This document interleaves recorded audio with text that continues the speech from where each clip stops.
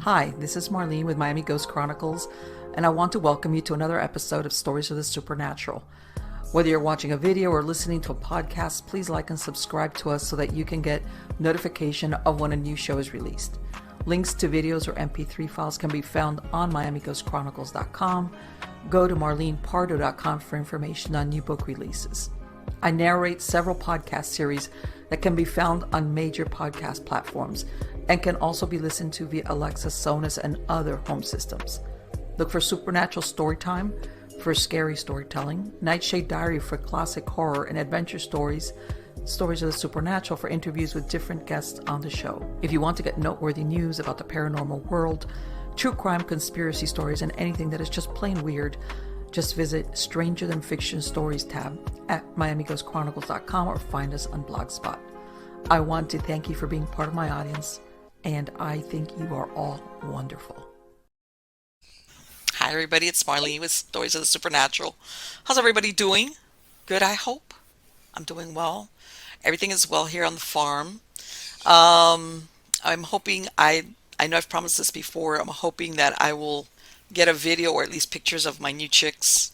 The ones that were hatching, the blue Andalusians that I bought. And even though I bought a straight run and I'm seeing some that look like roosters, so let's see what happens. Um, and I'm gonna I'm gonna do some investment advice, kind of. I couldn't believe it. The other day I was at a grocery store, which shall remain unnamed, but is widely visited by people all over the place, and a 60 egg box.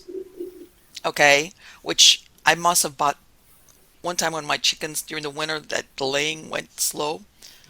I bought one of those boxes. I kid you not, for $4. They're now running for $15. So, like I said in my last episode, where I had gone to that feed supply store and all the chicks were almost sold out, which is why I ended up with a straight run of blue Andalusians, which is like the roll of the dice to see if I would get roosters. I understand why, because I think a lot of people, I know that there were some people that had always been buying, chickens just for how can I tell you, for the novelty of it. Believe me, I've picked up a lot of people that bought the chickens and then didn't want the chickens. I've rescued some chickens along the way, but I think a lot of people, it's not that anymore. I think a lot of people forget the novelty part.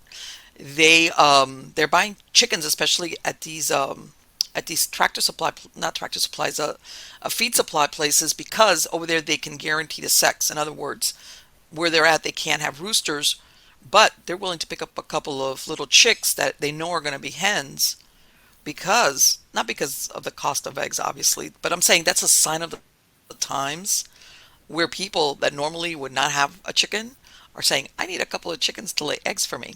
So I'm hoping at the very least, the point of that conversation is that I'm hoping that even if I end up with too many of these roosters, once they're young, I'm going to be able to maybe sell them. Um, because I imagine there's going to be people down the road that want their hens to procreate. In other words, if you don't have a rooster to fertilize that egg, yeah, you'll have eggs, but you're never going to get any chicks out of them. So yeah, that's what's happening in the chicken world. Okay, otherwise all my other ones are okay. Um, and yeah, and last week I lost one of my. Everybody knows that back in November I lost one of my little old Chihuahua, my little Chihuahua dog that I had for 15 or 16 years. And last week I lost a white poodle, which I had rescued. She was not that old, and as a matter of fact, and people have heard me tell the story that when she was lost, I contacted the people who rescued her. I said, if you can't find her home, find the owners, or you can't keep her, let me know. And they did contact me. What I didn't know at the time was she was pregnant and she had a puppy.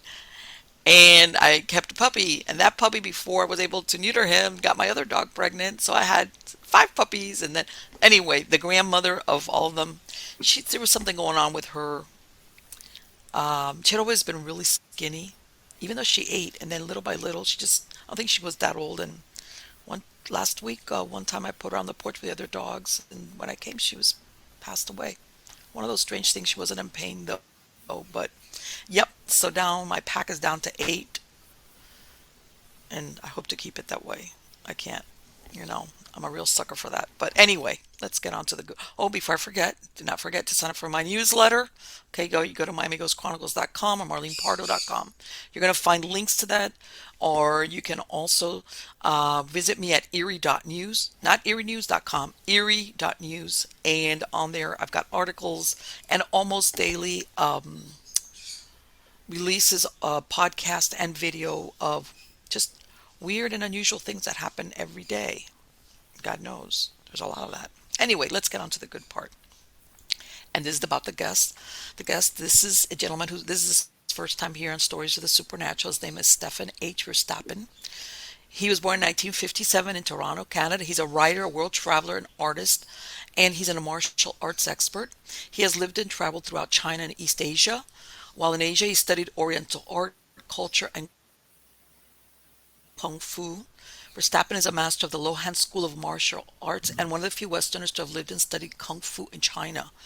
He continues to write, teach, and create public art installations. Help me welcome him today. How are you doing, Stefan? Oops, I was Are you muted. there? I'm How are you fine. doing? I'm okay. How you doing? I knew. I imagined as much. Good, good, good. Um, you, your bio is so short but so interesting. And I'm going to ask, how did you end up exploring the world? Were you always that way, or did what happened that put you on the path of traveling the world? Well, no, I was always that way. Um, Really? Okay. yeah, I try to explain to people because I refer to myself now after all these years because the Mm-hmm. question I hated when I was growing up is, what do you want to be when you grow up? Do you want to be a Yeah. fire? Do you want to be a fireman, an astronaut, a scientist? And I said, yeah, all those. And Which is great. I want to be everything. I want to experience the whole thing. The thing was, I had what you would call an enlightenment experience, and this is very common for people like me. At an early Mm-hmm. age, you just have some kind of a like a realization, and it kind of it affects your life. It changes the course of your life, basically. And when you talk to people that kind of do the stuff that I do, and you ask them what got them on that track, on that path, and they all will tell you the same thing. That something happened. Good friend of mine, I don't know if you know him, Max Egan. He says I've heard of him. that when he was like 5 years old, his parents took him out on vacation and out into the countryside. And he says, can we live here? Can we live here? And they said, no. And he said, why not? He says, because we don't own this. And he says, what do you mean, own it? Who owns the world? He couldn't process that. And I had a similar experience. I was 12 years old. I was in Eindhoven in Holland, and I was staying with my uncle. And I woke up in like midnight, 1 o'clock, and I snuck out the house. I just for some reason I had to go outside and explore, and it was snowing because this was close to Christmas time. But it was the big, fluffy, flaky, where it's so beautiful, just floating down, big, fluffy snowflakes. And I just wandered throughout the city late at night. It was like abandoned, Holland in those days. Everybody went to bed at 9 o'clock. So I'm all by myself, and I had this whole city to myself. And the overwhelming feeling that came through was, I'm alive. This is it. I have a whole life ahead of me. I was only 12. You have a life ahead of you, and you need to live it. And that was it. So from that point on, I've tried to uh, live my That's a, life. let me tell you something. That's an incredible realization for a 12-year-old. Yeah, That's incredible. Most 12-year-olds are not thinking about that. They're yeah, thinking it about, I'm was. going to go play with my friend or something. That's incredible. It's like Gurdjieff would say, it's self-remembering, and well, a lot of mystic teachers would describe a similar experience, where you absolutely realize that you are a living, breathing entity on this planet, Mm-hmm. Now, what are you going to do with it? You know? Right. And for me, it was I want to see everything. I want to go everywhere. I want to do everything. I want to experience everything to the max. And so I've also been blessed with an insane curiosity. So I do like to learn. I enjoy learning. And I'm curious about everything except accounting and politics. Let me tell you something. That would have been a Yeah, bad mix. I'm an never accountant that been wants to rove the world. never been interested in those subjects, but just about everything else: science, art, philosophy, the occult, um, music, astronomy, you name it. I've always been very interested in, and so I kind of lived my life that How way. long did it take you to leave home? Well, I first ran away from home when I was 6. My mother's a psychopath, or was a psychopath. Thank goodness she's dead now, and hopefully in a nice warm place.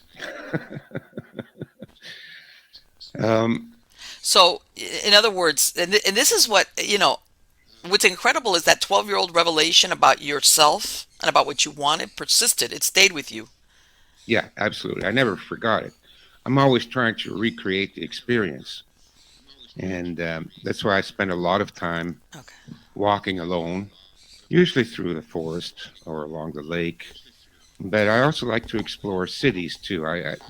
And cities I prefer bicycle, but um, and late at night, I'll haunt the city at 2 o'clock in the morning, bicycle downtown, and where everybody's gone and the buildings are closed. But I can really explore Doesn't enough that, about aren't you? I'm not going to say, but you know that that's a good way of getting in trouble too, because that's when all the weirdos, Oh, okay, yeah, not everybody, that this sure, is sure. sometimes when they come out. Yeah, but Didn't you find yourself in predicaments? never, never, because first of all, I'm a martial arts expert. I've been doing it now, teaching now for 45 years. 45 years, yeah, yeah. So, I'm not afraid. There's no people that scare me, and but also I'm cunning, and I can adapt to every situation.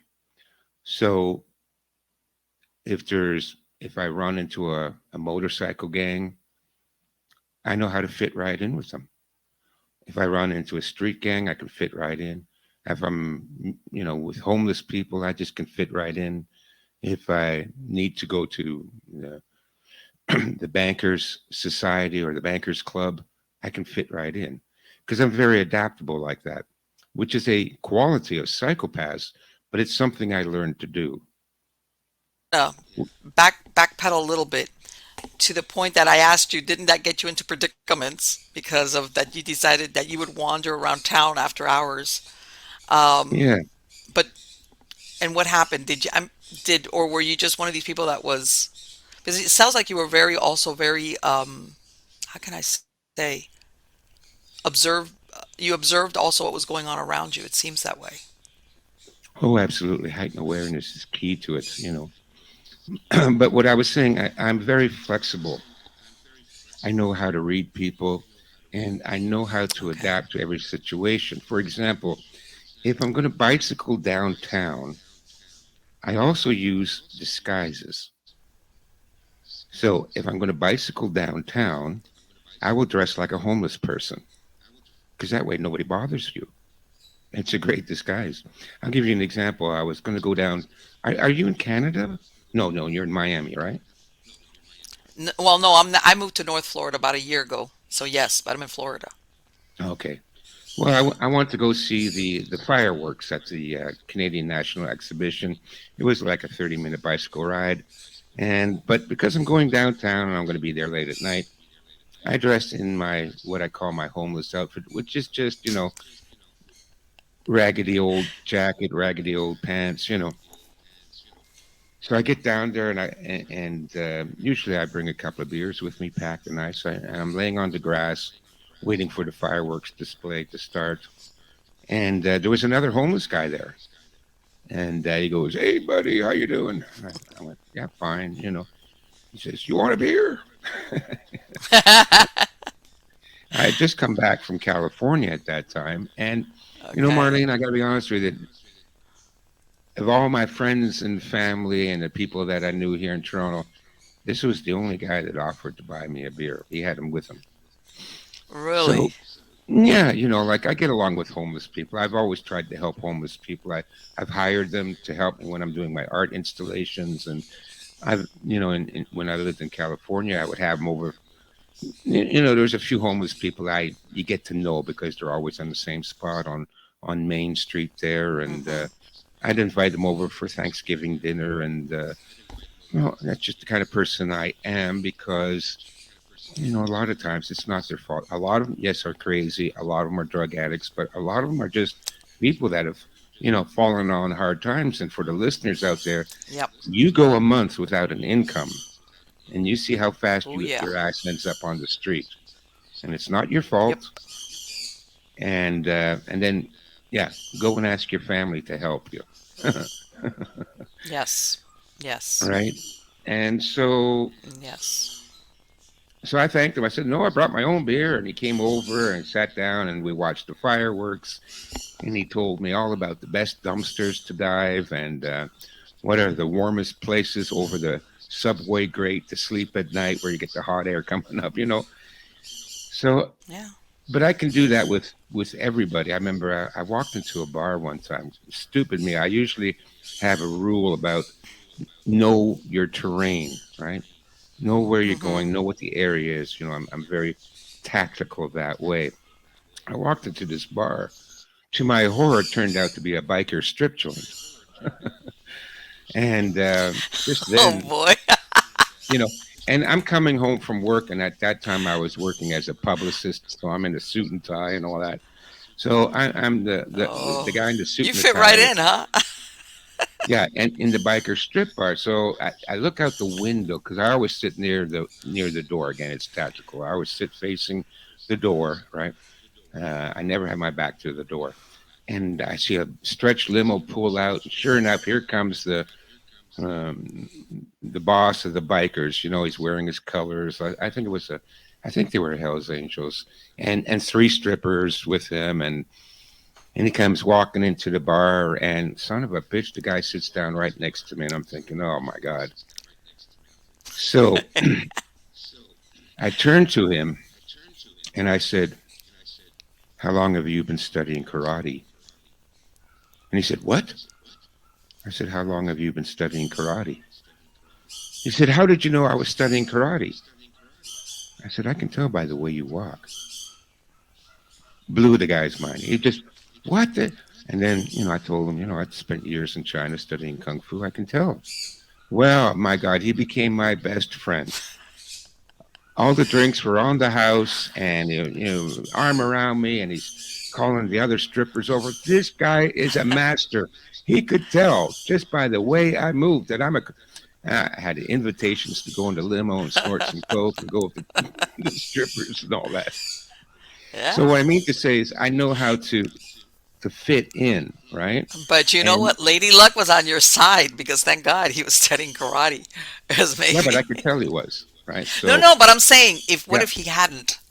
And here you would well, have been like, I would have figured something else out. I would have figured something else out because it's intuition that does it, right? Like when sure. I tell people about this, I said, I can't think this out, but it's intuition. Like like the time when I'm traveling through the jungles right on the border between Thailand and Laos, Mm-hmm. and well, I had a lot of marijuana on me, which you think it's legal over there. Think again, they catch you, it's 10 years in the Bangkok Hilton, right? You've seen Really? all. Oh yeah, you've seen all the movies.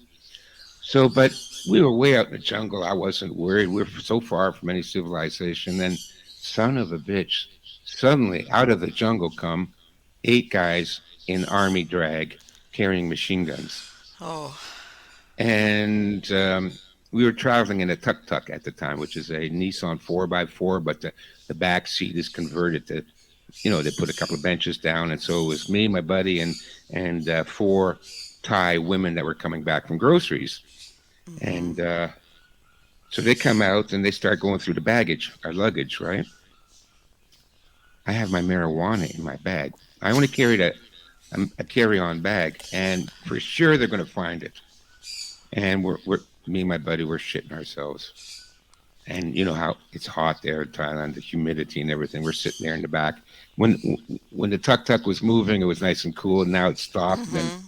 the heat comes in, so we're sweating and we're worried. And now the guys, suddenly the soldiers started making a big fuss as they were going through my bag.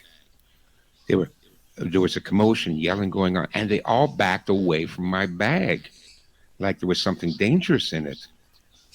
And what they had found was my expandable baton, which I had bought in Hong Kong. This was like a steel baton. You Okay. press a button, it's spring loaded, and ka-chunk, it expands into an 18-inch steel weapon.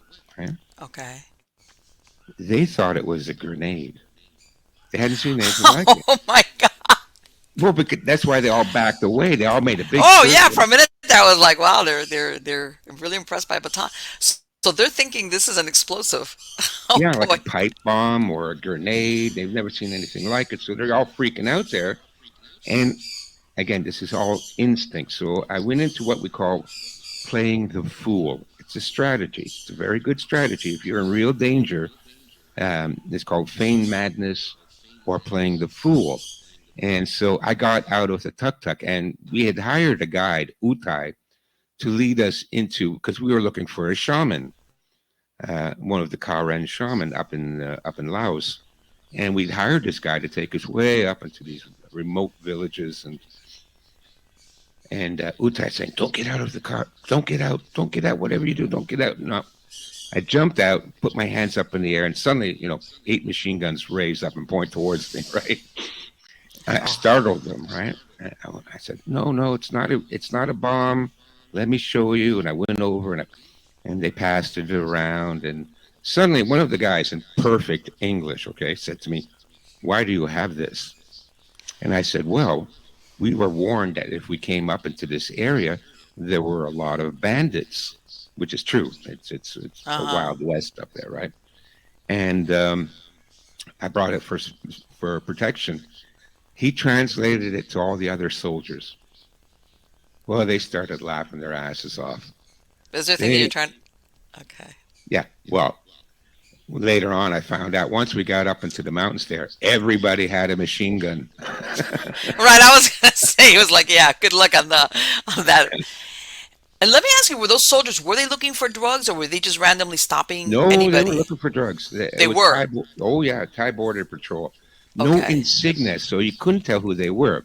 I If see. you Okay. if you'd seen the last, not the last one, but the second last Rambo movie where he's in Burma, that's Okay. basically where we were. Okay. So for me to have a baton, it was really ridiculous and proved that I was not a drug dealer because no drug dealer would be that stupid, Right. Like yeah. Okay. So right? oh, I'm telling you that's incredible. That's an incredible story. So they stopped looking. They stopped. They just turned to me and said, "Okay, put your stuff back in the bag. Go on your way." But they thought it was Yeah. a big joke. But instinctively, I knew this was the opportunity to distract them away from continuing to search my bag. So that's what I mean. I would have thought of something, but I've always been that way, Marlene. I've got good instincts, okay? Right. So if something happens, I don't know what I'm going to do. I can't tell you in advance. I couldn't even plan it out. If you told me, well, if they pull you over, what do you think you would do? Well, I can't tell you what I would do. So you're really good at ad-libbing. You're like, here it is, Yeah, and I'm well, gonna it go. takes over me. It takes over Yeah. me. There's no thinking involved. You just Yeah, you're act. like, yeah, you just make what it is at that moment, and how can you anticipate the moment until it arrives? Yes, and this is how you fight as well. This is the highest form of hand-to-hand combat. I have a good friend. He's well, he's retired now, but he was the first team captain for Toronto's very first SWAT team, and so Okay. he trained at my club. And great guy, great guy. And then he went on to teach at the police academy, close quarters combat. And we were talking one time, and he says, He says, you know what question I get all the time? I said, what? He says, what would you do if a guy came at you with a knife like this, and he said, I'm going to ask you that question, what would you do? And I said, what would I do? I don't know.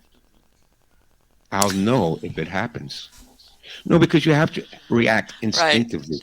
You can't plan this out. In hand-to-hand combat, things go so fast.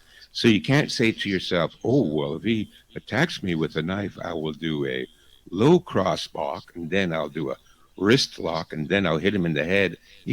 If you think like that, you're dead. You have to react to the situation. And this is how I taught my students, and the best fighters are like that. And so I told him that, Right. and I said, "So what did you say?" And he said, "I said the same thing. I don't know what I'm going to do. He'd have to come at me, and then I will react. But I cannot tell you in advance what technique. I mean, we learn all, okay, knife defense, defense against this, defense against that. Yeah, you learn that, you train in that. But in a real life situation, you cannot think your way through it. You have to react.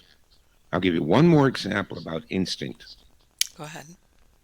because people make the mistake in thinking that the words they hear in their head, that's them. It's not you. It's internal dialogue. Are you familiar? You're familiar with the concept, right? Yes. Internal, Yes, I yeah. am. Your internal dialogue is not you. And we hear a lot of talk about, oh, being authentic and this and that. You cannot be authentic with internal dialogue. These are tape loops that you've picked up over your lifetime, TV, television, something you heard your parents or your teachers say. It's not you. If you want to be authentic, you have to react with the world through what I would call your being. Gurdjieff calls that as well, your being, not your intellectual center, not your Hmm. internal dialogue. You need to react through your being. And so here's another example of my instinct kicking in. It's New Year's Eve. We're going home in the streetcar. Me and my two buddies. We're at the back of the streetcar. We'd smoked a lot of pot. And in those days, I got a little bit paranoid from smoking too much pot. You know how it is. And this girl gets on the streetcar. She was obviously coming back from a party. She was nicely dressed, but she was kind of like covered with mud.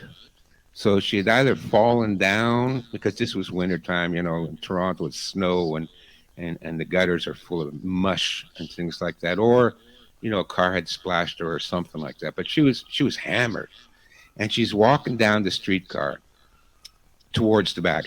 Came in at the front, and she would turn to the people she passed, and she would say, "What the F are you looking at?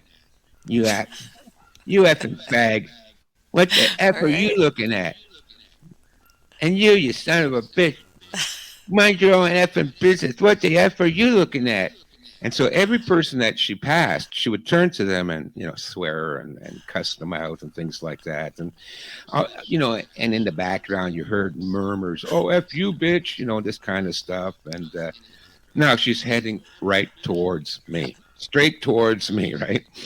So I know she's going to come up to me and it's going to be the same thing. What the F are you looking at, you faggot? You know. And so Uh-huh. I'm running through all my replies mentally, right? The internal dialogue. I can be witty when I want to be. So I'm running through all these replies, right? Yeah, YouTube, be, and swear at her or get offended or something like that. But by the time she got to the front of me, I couldn't decide on a single reply. I couldn't decide on it. And so now she's standing in front of me in a real cocky attitude. She's tilting her head. What are you looking at? Now, I acted purely out of instinct, and I wouldn't do that today because I would be arrested for assault, no doubt. But I'd noticed that she had mud on her cheek. So I Okay. slowly reached up with my hand, and with my thumb, I cleaned the mud off her cheek, and then I put my hand back down. Well, all the anger immediately left her. You Really? could see her shoulders sag, and she let out a big sigh, and she started to tear up, and then she turned around and walked away, never said anything to me.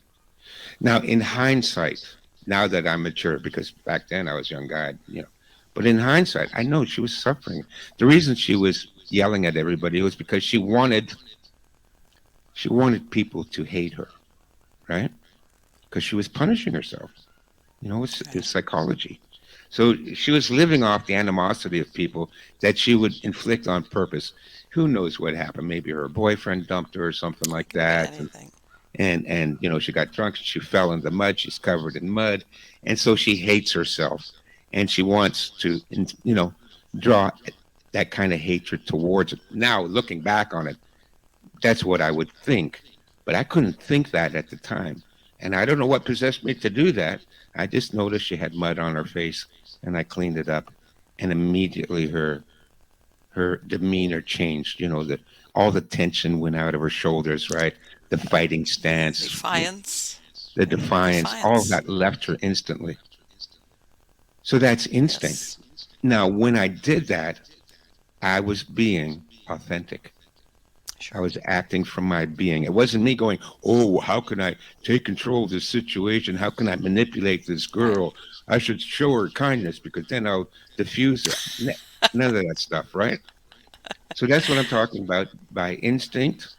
And I try to teach that to my students, especially for fighting. You need to be able to move instinctively. You know, somebody throws a punch at you, you dodge it without even thinking about it. You know, I got Right. to a point where I could just stand there. I wouldn't even put my hands up like in a fighting position like you see in the movies. I would just stand there, hands beside my, on my, hanging down, and during the sparring matches, and I would say, "Okay, come on, attack."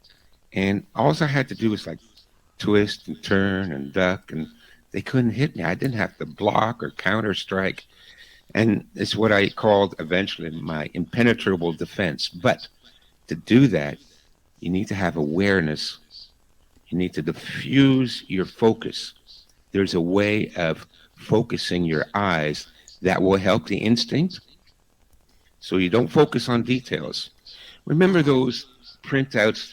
This goes back maybe 20 years. They were like digital printouts, but if you look at them in a certain way, they become a 3D picture. Yes. Okay. That's how you have to look at life.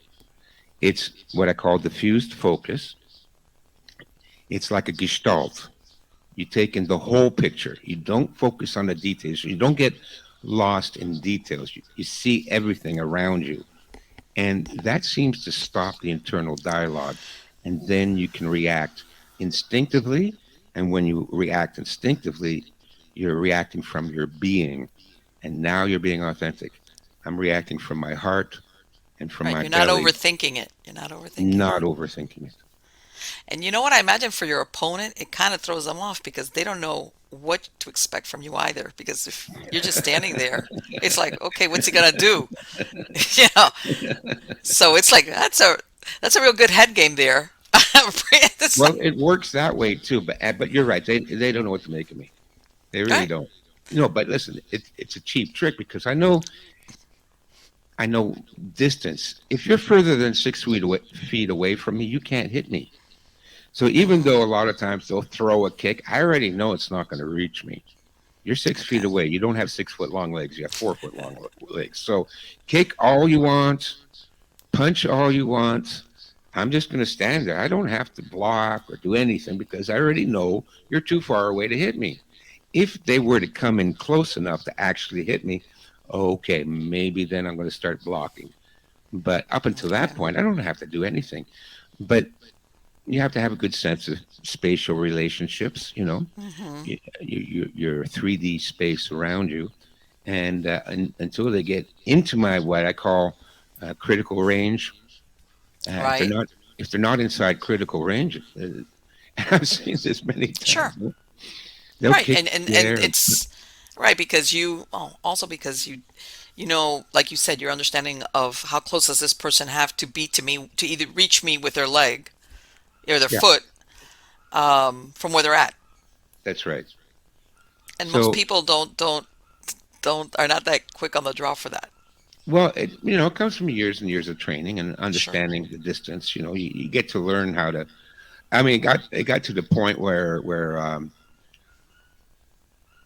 people would never come within critical range of me. I'm Okay. spooking them out, and so sometimes I would do a really sneaky trick, like I would pretend I was distracted. I would suddenly look down like my shoelace was untied, hoping that they would take advantage of that, right? Right. Uh-huh. Yeah, come on in for the kill. Come on in for the kill. I'm distracted, knowing that I'm doing that on Uh-huh. purpose, right? And again, it's a classic military strategy. It's called the strategy of open city gates. Okay. And it's in my book, The 36 Strategies, the strategy of open gates, where you leave yourself seemingly purposely vulnerable. And what it does is it spooks your opponent. They're going, how come they haven't closed the city gates? Don't Like they what's see up? there's an army arrayed in front of them? It must be a trap. Right. Exactly. And I imagine, not that I'm a fighter because I'm not. I'm not. A lot of warfare, whether it's one on one or other numbers, a lot of it has to be psychological. Hmm. So Yeah, the um greatest strategist is Sun Tzu in his book, The Art of War. mhm. And he says you have to defeat your enemy before you go into battle. Right. So a lot of that is you defeat them psychologically. That's the point. And if you defeated them psychologically, you've already won. Now let me ask you, what happens? When you have an opponent. I imagine up to a certain point, it's when you know something about your opponent. What is it when you're facing an opponent that you have no knowledge about? It's basically just reading their body language. Okay. Um, a lot because I had an open door policy when I taught, and I taught for like 40 years, and one of the few clubs that had this open door policy, and that was any. Sorry, that's me. Anybody that wants to come inspire me is welcome. I'll take Okay. you all on. Anybody. So I would get people from Taekwondo and karate and jujitsu and Krav Maga and mixed martial arts, and I said, come on, let's go. So, which was good because I had a chance to defend against all these different styles, and it's basically experience. I'm probably sparred 10,000 people in my life, but you do that long enough and you get good at it. It's like anything. If Sure. you do anything 10,000 times, there's an old saying in Chinese martial arts: everything is 10,000 hours away from perfection.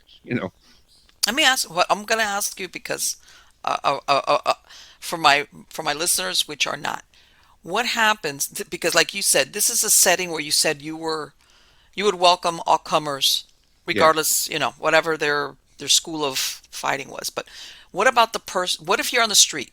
In other words, in a situation where you're not anticipating that somebody might attack you for whatever the reason. Okay, Yeah, I've how would only you had it. handle something like that? Well, again, you're asking me that question, which the answer is I don't know until it happens. Yeah, okay, I know. All right. you know, What would you?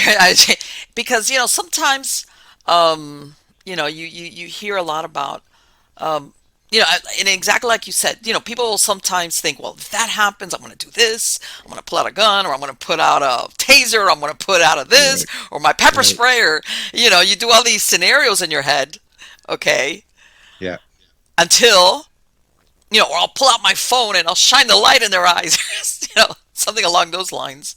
sure. Now, if you practice doing that a Uh thousand huh. times, then you'll be okay. But just thinking about doing that's not going to really help. You'd have to actually practice doing it. There's Okay, there you go. there's a couple of other strategies I use, and again, Okay. it depends on the situation. Like I said, when I go downtown bicycling, and I've bicycled everywhere, all the ghettos in the U.S. there, Oakland and L.A. I've been, going through some bad neighborhoods there, but I play the gray man. Have you heard Okay. of that expression? Yes, I have. You Okay, just so I play the fade into gray the man. background. Okay. I just fade. They don't even notice me. They don't know I'm there. Mm-hmm. So Okay. I call it my cloak of invisibility. Yes. And But there's other situations where I'll do the opposite. And are you familiar? I'm sure you're familiar with the term ki or chi, Yes. right? So I can, and I know this sounds, kind of artsy, well, new agey or whatever, Go or ahead. something you see from a kung fu movie, but there's a way of expanding your chi. Okay. Okay, so now I project confidence and energy, All right. and you know what? People part like Moses and the Red Sea. They back up. So I can walk Okay. down the street like a rummy neighborhood, Mm-hmm. with a lot of crackheads and all that. And normally I would have used the gray man tactic for that. Okay. But if they were looking to me toward like, well, even though this guy's probably nobody, maybe we should check him out. Right. Then I'll expand my chi, All and right. they sense it on another Mm-hmm. level. Yes. It's subconscious on their part, Mm-hmm. but they sense that I am not to be fucked with. We will let him pass. Yeah, That's it's let's just just like keep run on the going. ball. Yeah. Right. So these are all different strategies. Sometimes it goes this way, sometimes it goes that way. Uh, three three guys tried to intimidate me. They were going to rob me. Okay. So this was late at night, at 2 o'clock in the morning. I like to sit out by the lake and have a beer and a joint and contemplate the moon and I Mm-hmm. go out there late at night because there's nobody around. I don't want to be disturbed. And son of a bitch, three guys, minorities, come walking down the path, and they come up to me and they go, "Yo, mofo, yo, mf'er, yo, mofo, uh, you know, uh, give us a smoke." And I said, "No, It's like I don't want to be friends, right? I'm not your friend." What? But you got a pack of cigarettes right there because I had my beer and a pack of cigarettes right on the bench next to me. I said, "Yeah, those are mine." Yeah. Well, we're gonna mess you up. We're gonna take that. We're gonna take your bike, and we're gonna take that. And I said, okay, come on. And I'm just sitting there. I didn't stand up and assume a karate pose. All right. I'm just leaning back. My legs are crossed. I'm very relaxed. And I said, you want it? Come and take it. Come on, come and take it. And there was three against one. They backed off. Okay. Oh, They I weren't bet coming they must have. because, They because again, I'm not. You You wigged don't them out. show them. You don't show them fear, right? Right. Because if you show any kind of fear, and even assuming a karate pose, that would be like, oh, you're nervous. Now you're going to go into your karate. Right. And Yeah. but I knew I could take them anyways. I didn't have to stand up. I could take them just sitting down. There's techniques that you can use. You kick out their knees, right? When they get close enough, there's nothing Oh, they can do. They can't that even sounds hit you. very You can painful. Yeah, you can take out their knees before they get anywhere close to you. So, actually, I'm in a good position. It's one of the techniques I teach women in women's self defense. If you want to fight a guy off, you drop to the ground, get on your butt, get on your, use your hands to pivot around, and you keep your legs facing the attacker. There's no way he can run around behind you because you can Mm-hmm. pivot faster than anybody can run around you. Okay, All so right. you keep your legs towards them, and as soon as they get close, you kick out their knees. Now they can't kick you because you're on the ground. They can't punch you because you're out of reach. In order for them to be able to hit you in any way, you'll be able to take out their knees first. So, Wow. And that let me tell you something. An injury to the knee. Ooh, oh yeah, that's gotta yeah, hurt. that's all you need to do. Once you dislocate a kneecap, they're not going anywhere. So I Mm-mm. just laid there. But again, now the thing in my mind is, how am I going to dispose of their bodies? Oh God. It's like okay. That's I, what I was thinking of. I'm going to dump them in the lake, but I have to make it look like an accident. So maybe I'll smash their heads in on the curb, and it'll look like they slipped and fell, slipped and all three fell in at the same and all time. three fell. Do you think that they But thought that you had a firearm or what? no, I'm in Canada. Oh, okay. Sorry. Oops. Nobody's allowed to All carry right. a Okay. firearm. So they didn't have to worry about that. Okay. They didn't have to worry about that. But Okay. again, it's the attitude, it's the chi, right? Right. Because, Okay. like I said, normally I would just fade in, but they were pissing me off. You're interfering with my meditation time. Right. I don't need you clowns running up down because, and of course they're loud. These guys are always loud. They're always yelling and screaming. And, Sun Tzu says that too. Men that yell at night are afraid. That's why they yell. So if you're very quiet and you stick to the shadows, you spook people out. Sure. Yeah. Tell me, tell me, tell me how angry you are, and I'll tell you how scared you are. Yeah, Because that's exactly. really all it is. That's all it But is. so they there was something about it. They were like, you know what? This is you got in their head. Oh yeah. So what you were talking about, so the psychology of it, right? So I'm doing the opposite of what, Hmm. most people would expect to do, or they're searching for their pepper spray or whatever. Yeah. But again, I'm trained, so I'm not really worried about them. I know how to fight against three people at the same time because we practice that. I used to do that with my students. I'd say, okay, you three guys, go get that guy, and they go, what? Three against one? I said, yeah. What do you think's going to happen on the street? It's going to be a fair fight. It's never a fair fight on the street. You better get used to having two, three guys coming at you. And the technique is to always move laterally. You move in a circle because that way they always have to realign and so that they're coming at you one at a time. They can't flank you. They Okay. can't get around behind you. So as long as they're coming at I'm you one at a time, you can take them down. I I'm know gonna I'm ask getting you. way off. No, no, no, no, no, no. This is so interesting. But I'm gonna ask you Yeah. a question again from a non-fighter. Is there any time that you would say you need to run? Oh, absolutely. Yeah. Now I've never experienced that time, but I would Okay. say yes. Yeah. But again, and this is what I talk about with people, and also in I do a lot of work on prepping and survivalism. I do consultations if people want to get ready and get Mm-hmm. prepped. I just had a consultation this afternoon with a man in Amityville, Long Island. A very nice gentleman, Yes. and what I tell people, because people are worried about things are getting really bad now. Okay, we're looking at Hmm. food shortages. We're looking at potential Yes. World War III for God's sake. The Let me tell lunatics. you, I've, yeah, you know, I tell everybody, if somebody would tell me December of 2019, okay, Hmm. and I'm gonna say that date stands out for me because my mom passed away in December 28th of 2019. She was 90 years old. It was very sad, but she was an, it was not totally unexpected. But what I'm saying is that It's date, good that that she's gone month now, that stands she out for doesn't me. have to live through this.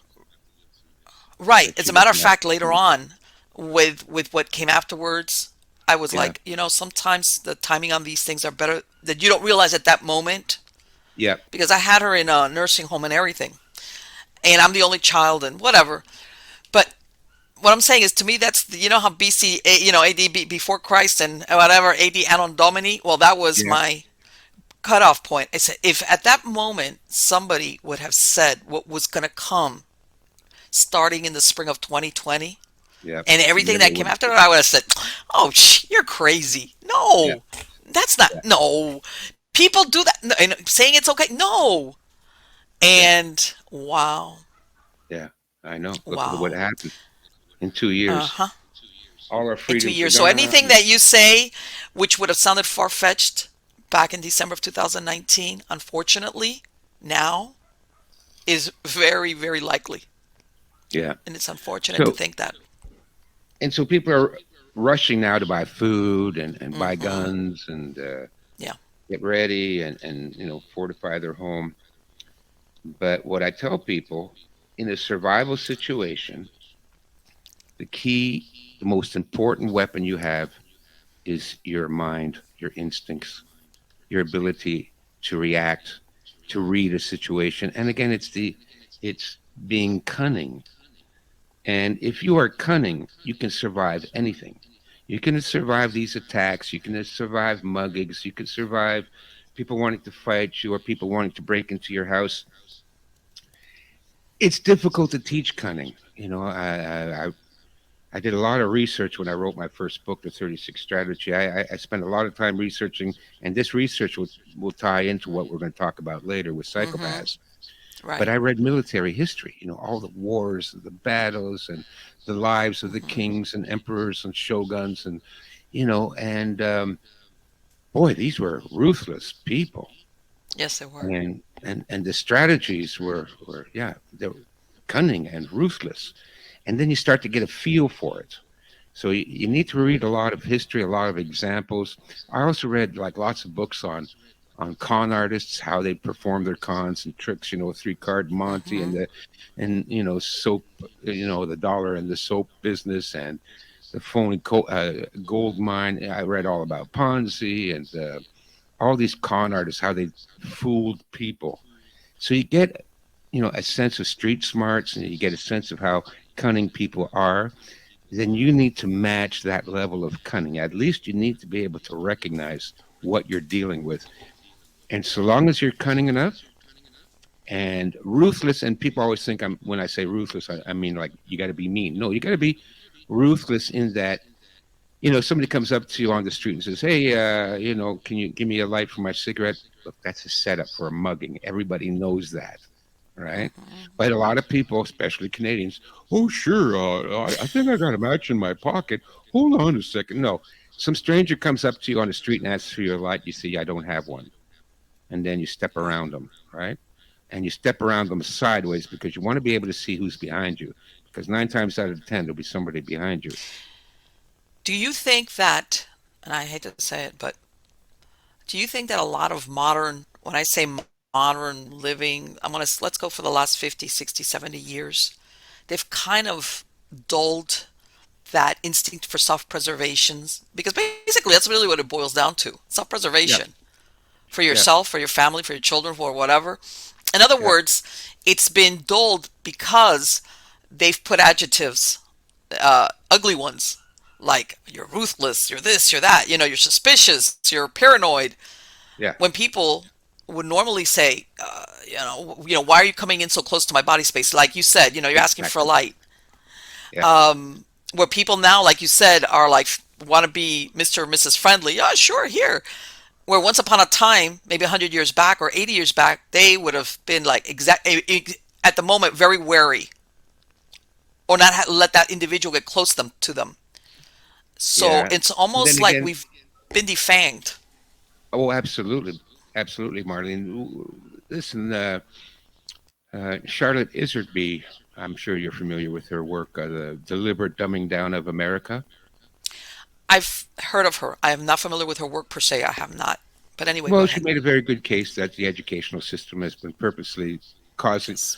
purposely creating very stupid people. And this has been going on, like you Yes. said, 50 years? Yeah, 50 years at least. Hmm. Also, the powers that rule this world, the evil, dark psychopaths that Yes. rule this world, they don't want people to be like me. They No. hate people like me, that you're self reliant, you can handle yourself, you don't get tricked, you're not Hmm. fooled by propaganda or Yes. con artist tricks, you can't be distracted, and you're willing to stand your ground against injustice. Oh my God, I'm their worst Yes. nightmare. Sure. And as a result of that, they have done everything in their power. That's why we have, this whole war against masculinity. Oh, it's Oh toxic yeah. masculinity. Oh my God. And Yes. boys can't be men and they can't participate. Well, that's to kill that instinct.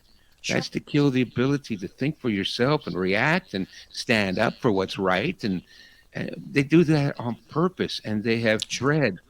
Yeah, the last couple of generations. I don't want to generalize. There's a lot of good Hmm. millennials and Zoomers and all that kind of stuff.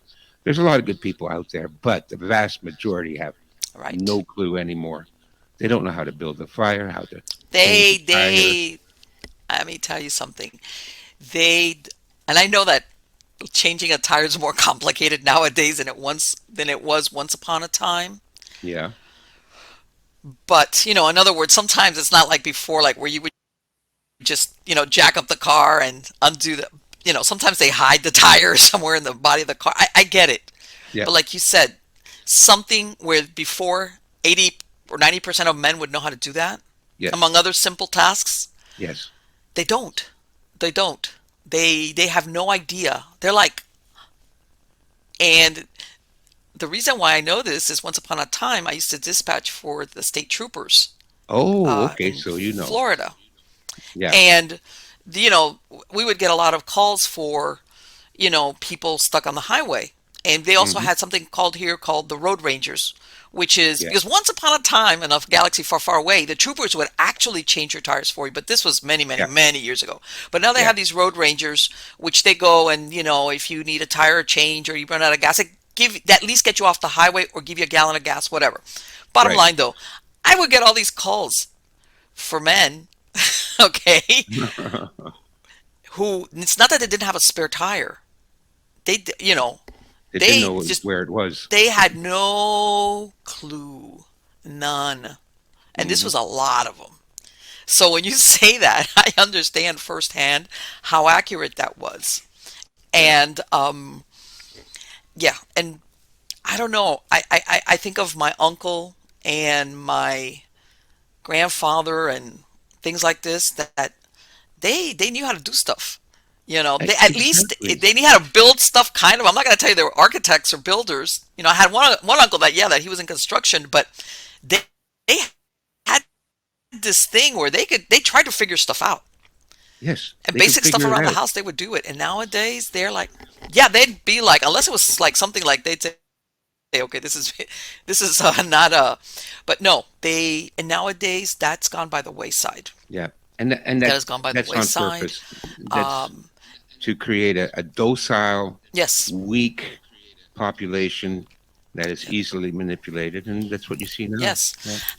I think that's why handymen make a lot of money sometimes. Oh, sure, it's a great profession. It's Forget about a yeah, degree in psychology. yeah. That's Even some useless. of You'll that. never make money at that. But No, know how become a to handyman. unplug a sink or you know. Yes, I know, and I know that to some people that might think, well, it's not that important, but at the basis of it, of all the problems that come with it, of what you said, whether it's the way that the indoctrination Hmm. of men, what's the God, that they've thrown the thing at manhood as misogyny, Yeah, the chauvinist. Remember when there was in the 80s a yeah, chauvinist? That was like one of the terms, and yeah, all these things, and of course they always use the worst case scenarios as an example. You see what I'm saying? yeah. Okay, so yeah, Um, there are some bad oh, examples, of course there is. but But that's the I'll be case for honest. everything in life. It's like what? Yeah, but in my 65 years on this planet, the number of men that were predators or were Hmm. obnoxious, oh, less than a handful my whole life. Yeah. Most Yes. men I know, they want to be good men, they want to help. They're not interested Hmm. in dominating women Yes. or any of that stuff. They're just regular guys. They want to earn a living. They want to come home, have a beer and a hamburger, and watch the football game. And I hate sports myself, professional sports. I never watch that crap. But anyways, good for them. Yeah, I know. They're not hurting anybody. They Let me just tell want you. to be left alone. Well, my family is Cuban. I was born in Miami, but my family is from Cuba. They're Hispanics, so I know a lot of people have that Oh, stereotypes our about prime minister Hispanics is and Cuban. Cubans. Really? Oh, please. Yes, of course he is. Yeah, Yes, I know. he's Fidel Yeah, he Castro. comes from that Castro lineage. Yeah, let's do Yeah. a DNA Oh, he test on does. him. Let's send him to ancestry.com and see what comes back. Yeah, I'd like Oh, but anyway, Cubans get that, even though, same thing, even though the Hispanics and yes, the macho man mentality and stuff, even though they've calmed down, I didn't grow up where men were exactly like what you were saying.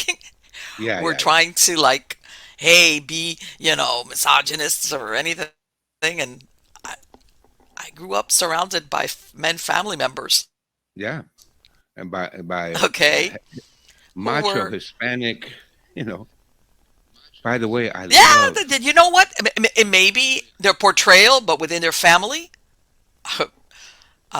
let me tell you, I my experience was that they were very good men. They took care of their families. They were responsible. Exactly, They exactly. never, nobody ever got abused or hit or anything. Nothing. It was a very Yeah, normal upbringing. And my point being that even coming from, like what you were saying earlier, even coming from a culture, I'm not saying it's not flawless. No, no, believe me, there was some that you'd be like, "Ay," but sure.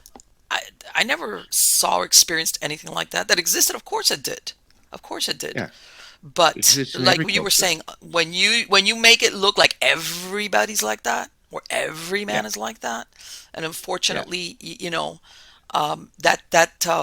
that mentality, it's inculcated over several years, lots of years, as a matter yeah, of fact. And yeah, then you yeah. come out Well, with what we have now, which is the helpless. Some men are want to be.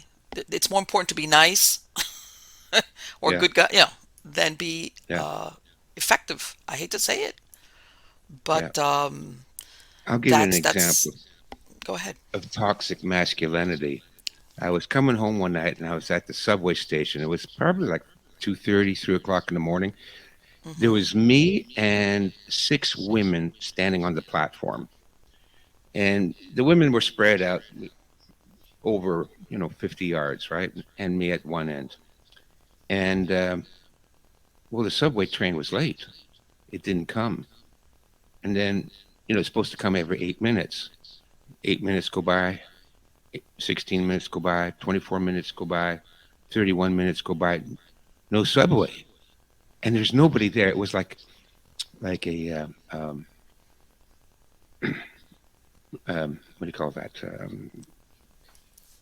Outer Limits, not Outer Limits, the Twilight Zone. It's like a Okay. Twilight Zone episode, right? And Hmm. then the lights would go on and off, and you'd hear strange noises down the tunnel.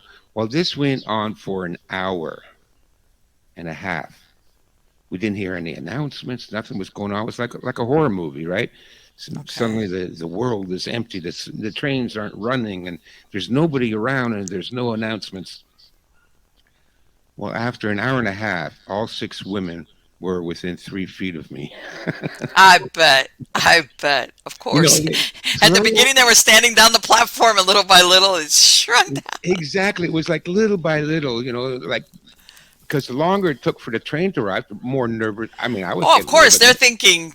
Yeah, everybody' imagination goes off into Yeah, worst yeah. case scenario. Alien Of course. invasion. It's finally Yeah. happened. And Whatever. It's like, okay, just in case he's gonna. yeah. And so, even though they started off a long way away from me, but slowly they kind of, Yes. nonchalantly, kind of wandered around. But every time they wandered around, it was Yes. another 2 feet closer until I had all six women standing within 6 feet of me. Okay. So that's your Yes. toxic masculinity. Okay. Because, Yes. and again, it's what I talked about earlier about the chi, right? Hmm. I do, use the chi, but it's a calming effect on people.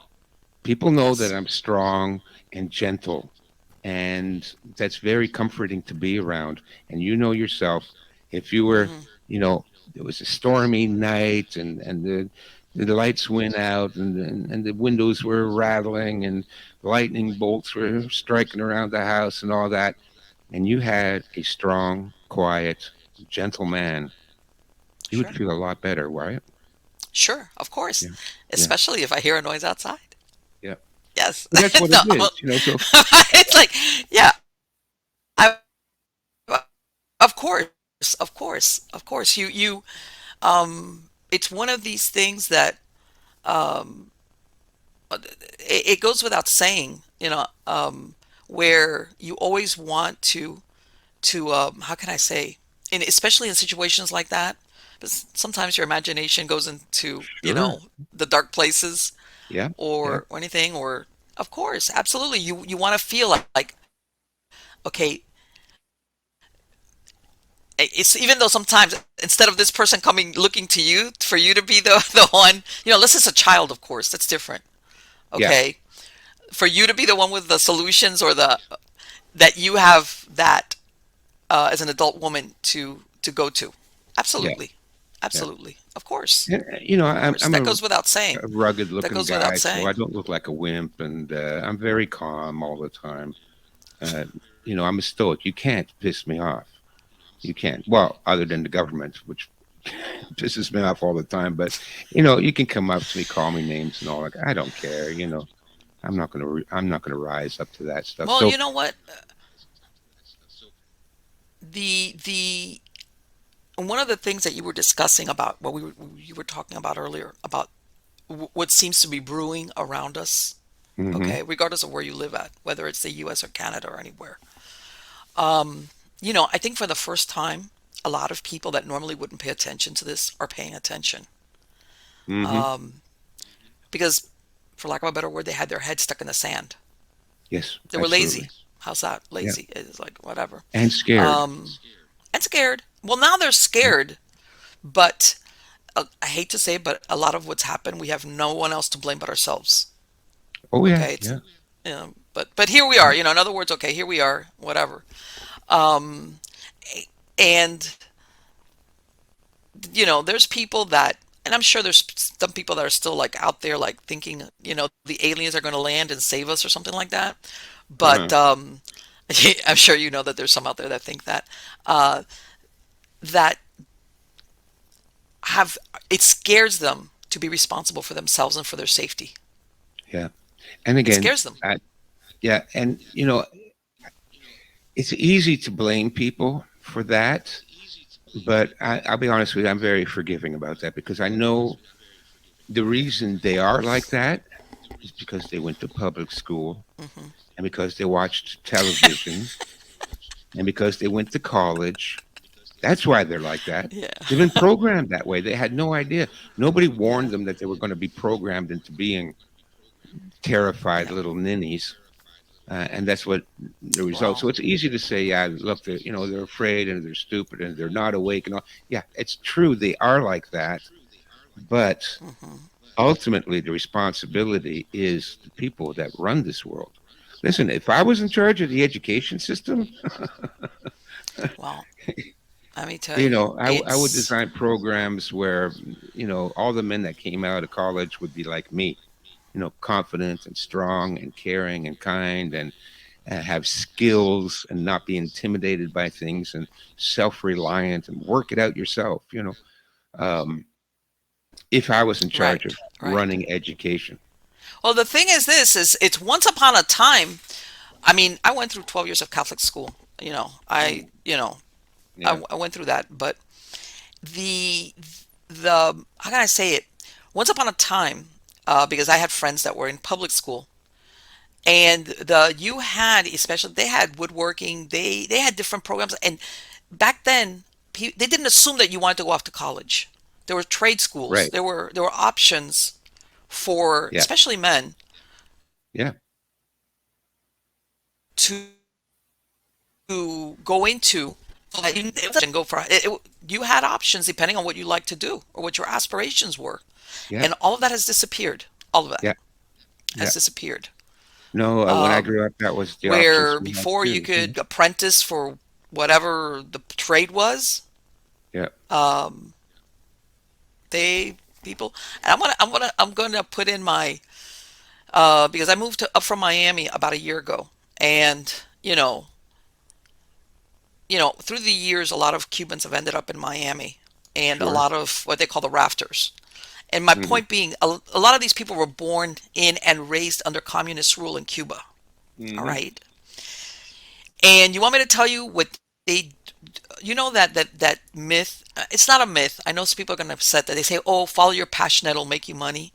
Right. They don't. When they land in Miami, you know what they all do? They either set up No. a small business, or Yeah. they go study how to fix air conditioners, Yeah. or they become phlebotomists, or Yeah. anything that's short term, plus studying English, that will get them money. You Yeah. understand what I'm saying? Oh, yeah. They're out there hustling from the moment they put their foot and start trying to find ways of getting into some type of trade or field Yeah. that doesn't require 4 or 6 years to get a diploma. You Yeah. understand? Oh, And yeah. even the ones that have some degree, they still have to apprentice and they'll do other things. but they're out there from the beginning learning what a lot of people don't want to do because, hey, why should I be a phlebotomist if I really want to become a doctor? There's nothing wrong with that. Don't get me Hmm. wrong. But they're always looking in, how do I make money Yeah. so that, and then you meet them 5 years later and they own a house, a little house. You see what Yeah. I'm saying? And they've Oh got their yeah. car Yeah. and they're making their way, you And they got know? the family, and there's food on the table, and And there's they food on don't. the table and there's, and maybe at the beginning 2 years later they had a little kind of like little car that was old and beat up. Then Right. 3 years later they trade that in. But from the beginning, in other words, they didn't look at it as what am I going to do that makes me happy and fulfilled. I know there's a lot of people out there going, Marlene, what are you saying? Yeah. They're out there to make money and survive, and then eventually maybe get into a field they like. But I think a lot of the college crowd, recent Oh, ones, they kind yeah. of missed that boat.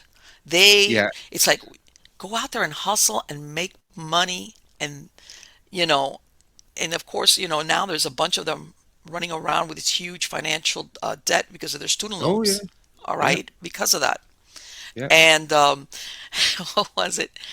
Or was it pursuing their degree in gender studies?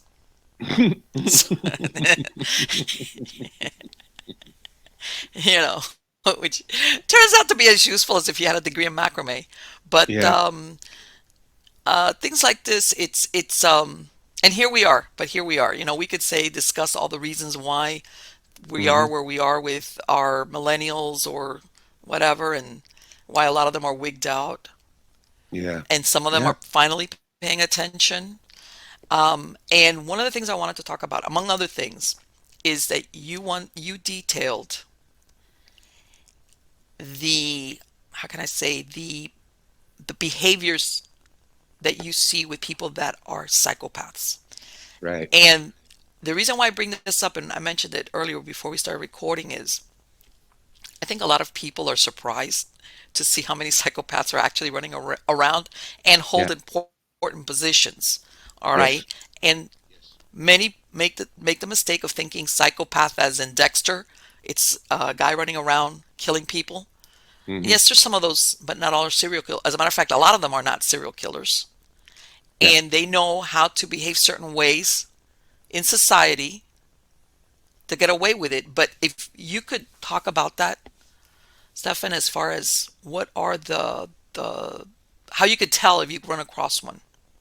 Well, it's very difficult to tell, but like I said, I was going to get into the psychopath thing was when I was researching my book, 36 Strategies about war, Okay. and I started to notice personality traits of all these emperors, the Roman emperors, Caligula and Nero and Augustus Caesar, and then going over into, the Chinese emperors and the Japanese shoguns and the French kings and the English kings, and they were all psychopaths.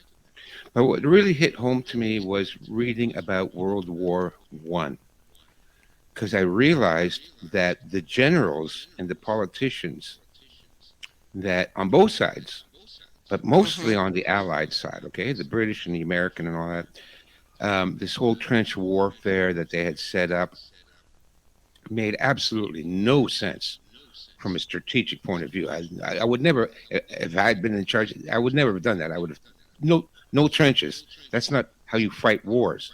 They did that on purpose to kill a lot of 15, 16, 17, 18-year-old boys. That's why World War One was fought. It was fought not because we were defending Europe from the Germans, or because that had nothing to do with it. The entire war was orchestrated and run from the very beginning with one purpose in mind, other than to make money for the bankers. But the other Mm-hmm. purpose was to kill a lot of people. They did it on purpose. I'll give you an example. The famous General Pershing, I don't know if you've heard of him. Yes, I They have. named a tank after him. And I think there's a statue of him in West Point. All right. Now, on November Probably. 11th at 8 o'clock in the morning, he gets a telegram saying that we're signing an armistice at 11 o'clock this afternoon. That's why we get 11, 11, 11, right? Which is Remembrance Day, Mm-hmm. which is the end of World War One.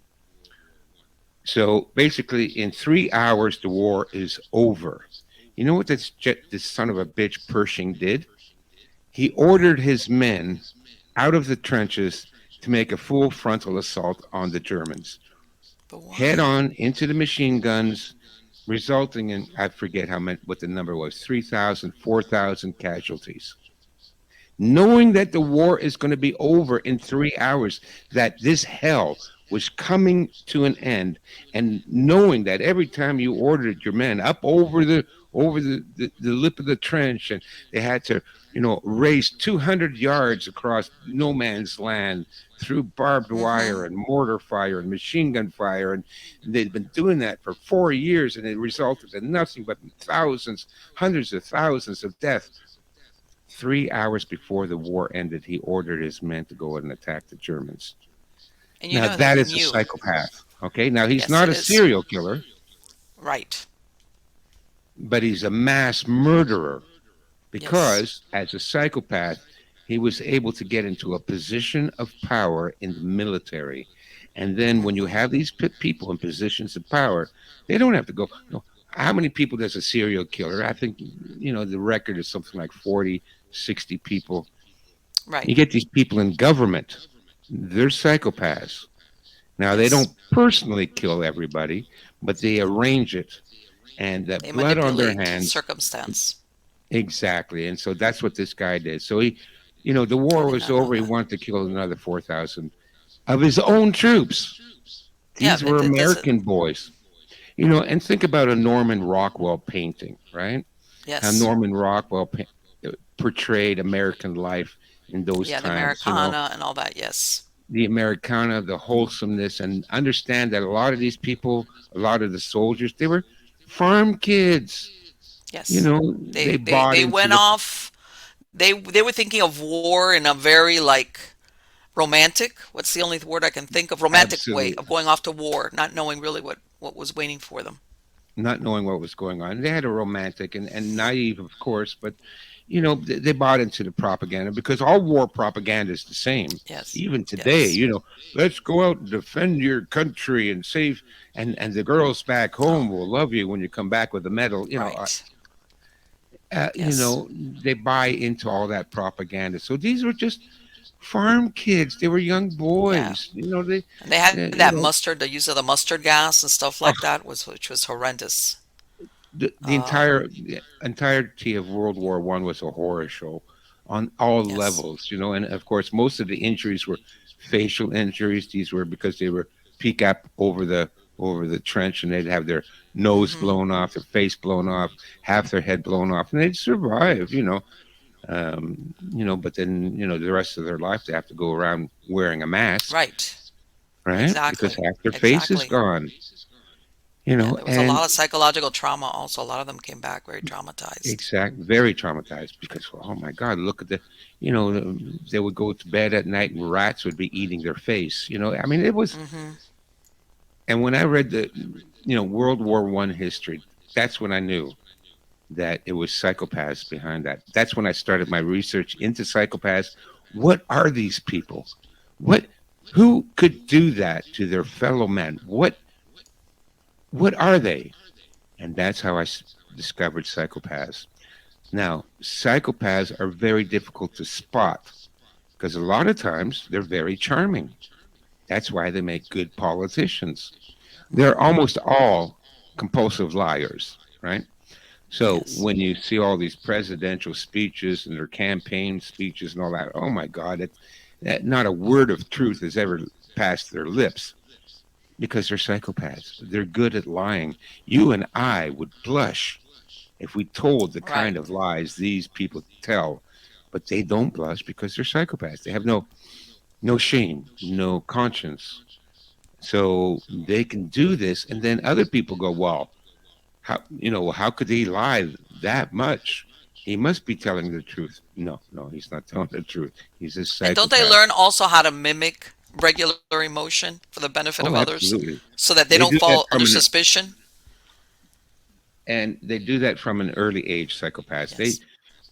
starting at the age of like 4, 5, 6, they already start to mimic you because they know they are different. They know that, like, you're crying because your dog died, and they Hmm. look at you and think, why is Marlene crying?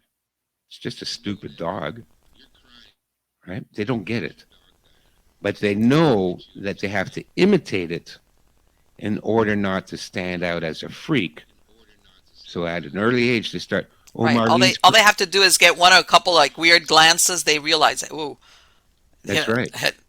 Well, Yeah, I'm sure. Haven't you heard these people that have murdered their spouses or girlfriends from both sexes, by the way? sure. Yeah, And then they get caught because a week later they're out partying, yeah, and they don't get it. They don't see what's wrong. that's right. Why the police is now suspecting them because they're like, hey, I'm hooking up with my mistress or I'm with my boyfriend and we're going off to Cancun to have a good time. So and so died last week. What's the big deal? Yeah, Because they don't get it. they They don't just get it.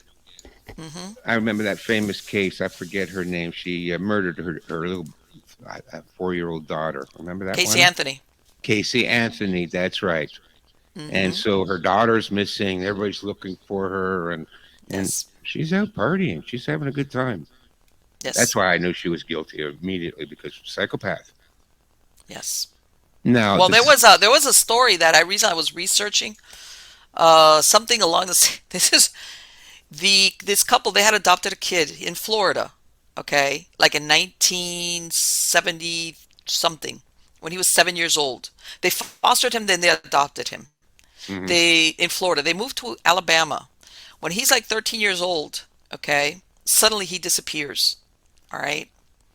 The father says that he had a kid in the town, which is a smaller Alabama town, say that he saw the kid walking away with a stranger.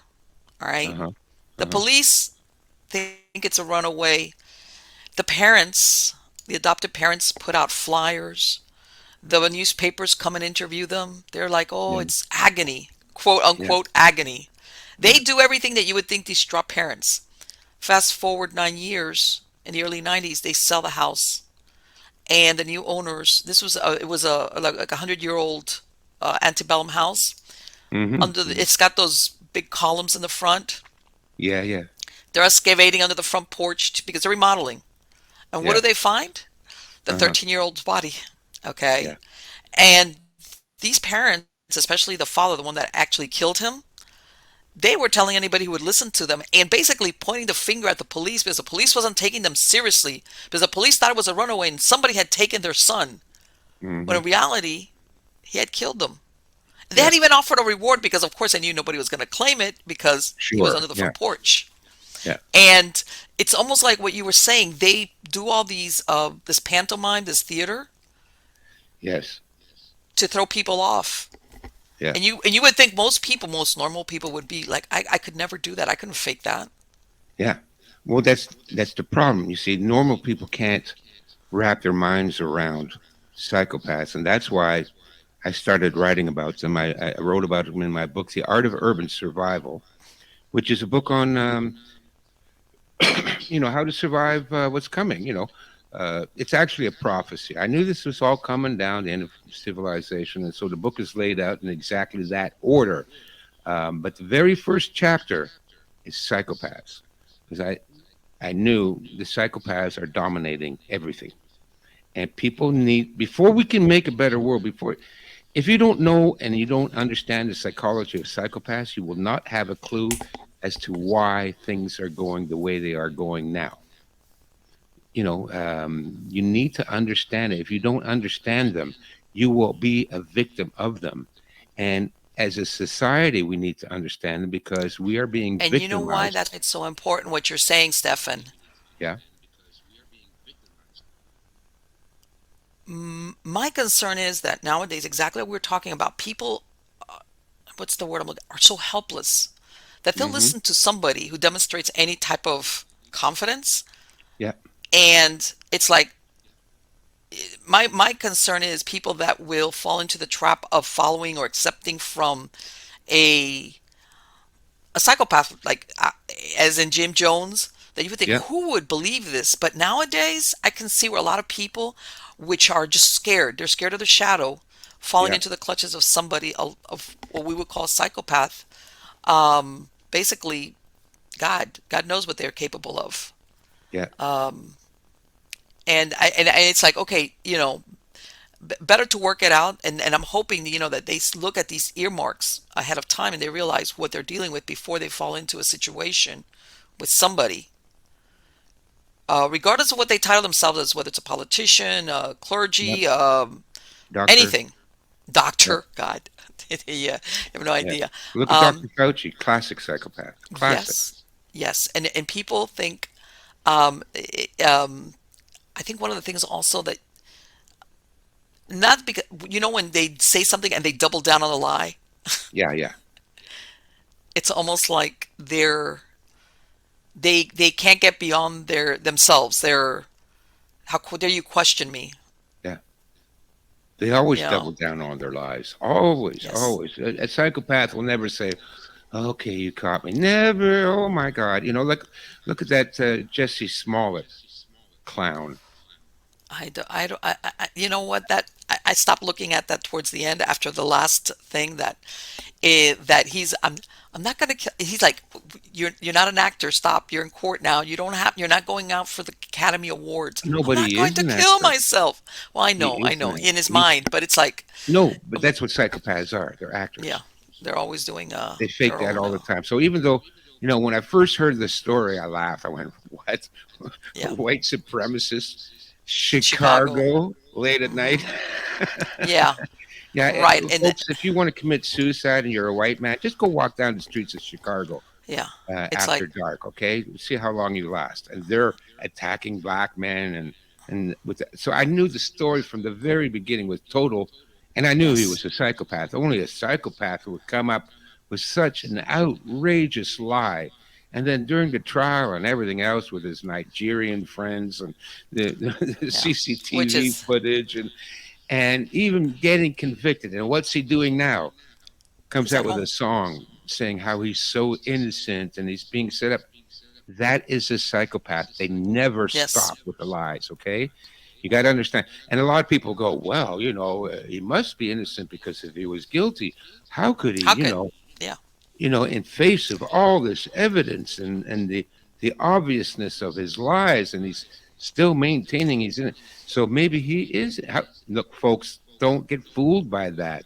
And that's how they fool people. That's how the politicians fool people. Look at Biden up there. Oh, it's all Putin's fault. Oh, for Christ's sakes. But well, you know what it is. You know what it is. If you're gonna tell a lie, tell a big whopper. Tell a big tell a one. big whopper. The Because the bigger the lie, the more enormity people of it believe will it. leave people like, how could it be a lie? It's so huge. It's like, Yeah. yes. But that's what they And do. Don't get fooled by it. mhm, You can call them out, you can have them dead to rights. They will still lie. They will still lie and squirm and manipulate. But that's what makes them successful. That's why psychopaths will infiltrate and dominate yes, every power structure. We often hear about the pyramid, in the occult world and how it's evil. For me, what the pyramid is a organizational flow chart. That's what it is. The hmm, kings at top, okay, then the barons and dukes are the next level, and then the ministers and the level below that, right? So it's a flow chart. It's an organizational flow chart, and you have that chart in every organization. There's the Pope, and then there's the bishops and the cardinals. So same thing. It's a pyramid structure. You have your corporate structure. You have your CEO and the CFO and vice presidents and all. It's a flow chart. And psychopaths are attracted to power like yes, flies are attracted to shit.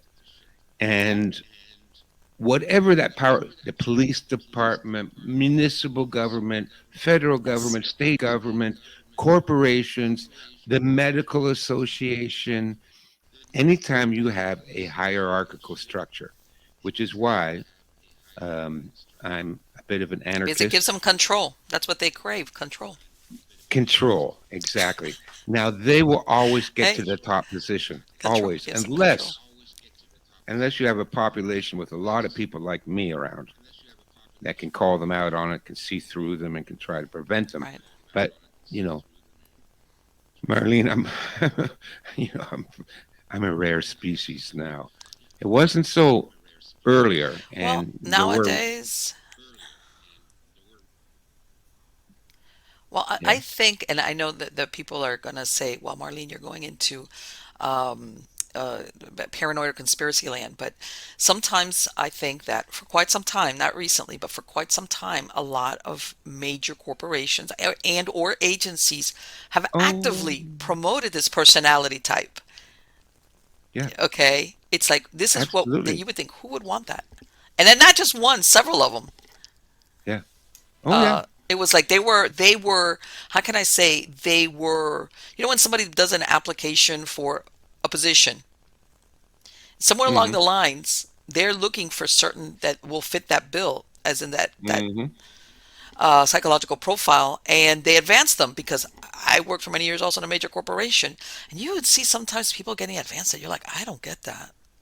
I Yeah, don't get that. yeah, This person is like, But one thing they were really good at, were they were very cutthroat. yeah, Okay, yeah. and And that's why it's normal people cannot compete against them. yeah, Normal, healthy people that have a moral code, you cannot compete against them. You will lose. And I'll tell you hmm why. Let's say, me and another psychopath, we're working for a corporation. We want to apply for the position of vice president or whatever.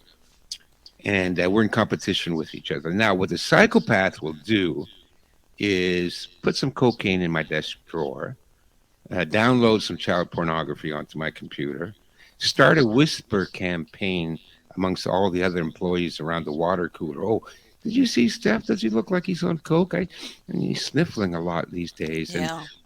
And then I'm concerned. I'm concerned for him because I hope, something's not going on with him I because they hope do he's that a not lot. on drugs. And Yeah. Uh-huh. you know, do an anonymous tip to the police or to the boss or something. And Yeah. well, then they come and they look at my desk drawer. Oh, there's coke in there. Um, but because they've already set it up with the whisper Yeah. They campaign. And, have in major corporation, they have something called an ombudsman. Okay, yeah, which is basically a snitch line yeah, that supposedly you keep your anonymity, but you're reporting to the ombudsman anything of concern along the lines of what yeah, you just described. yeah. Oh, Stefan's been hitting on the secretaries and all that, whatever. So then Yeah. time comes for your promotion. Guess who they're going to Mm-hmm. promote? Now, you can't think to do that.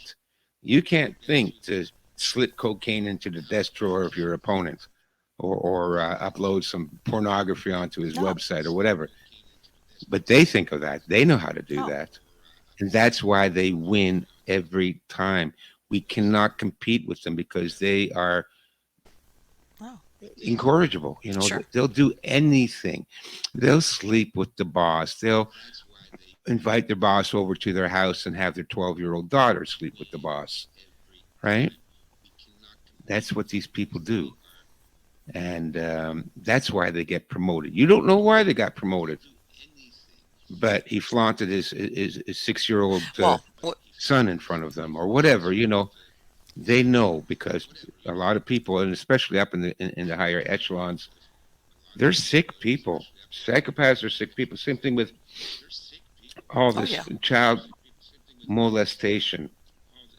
Psychopaths are notorious for Mm-hmm. targeting children. Yes.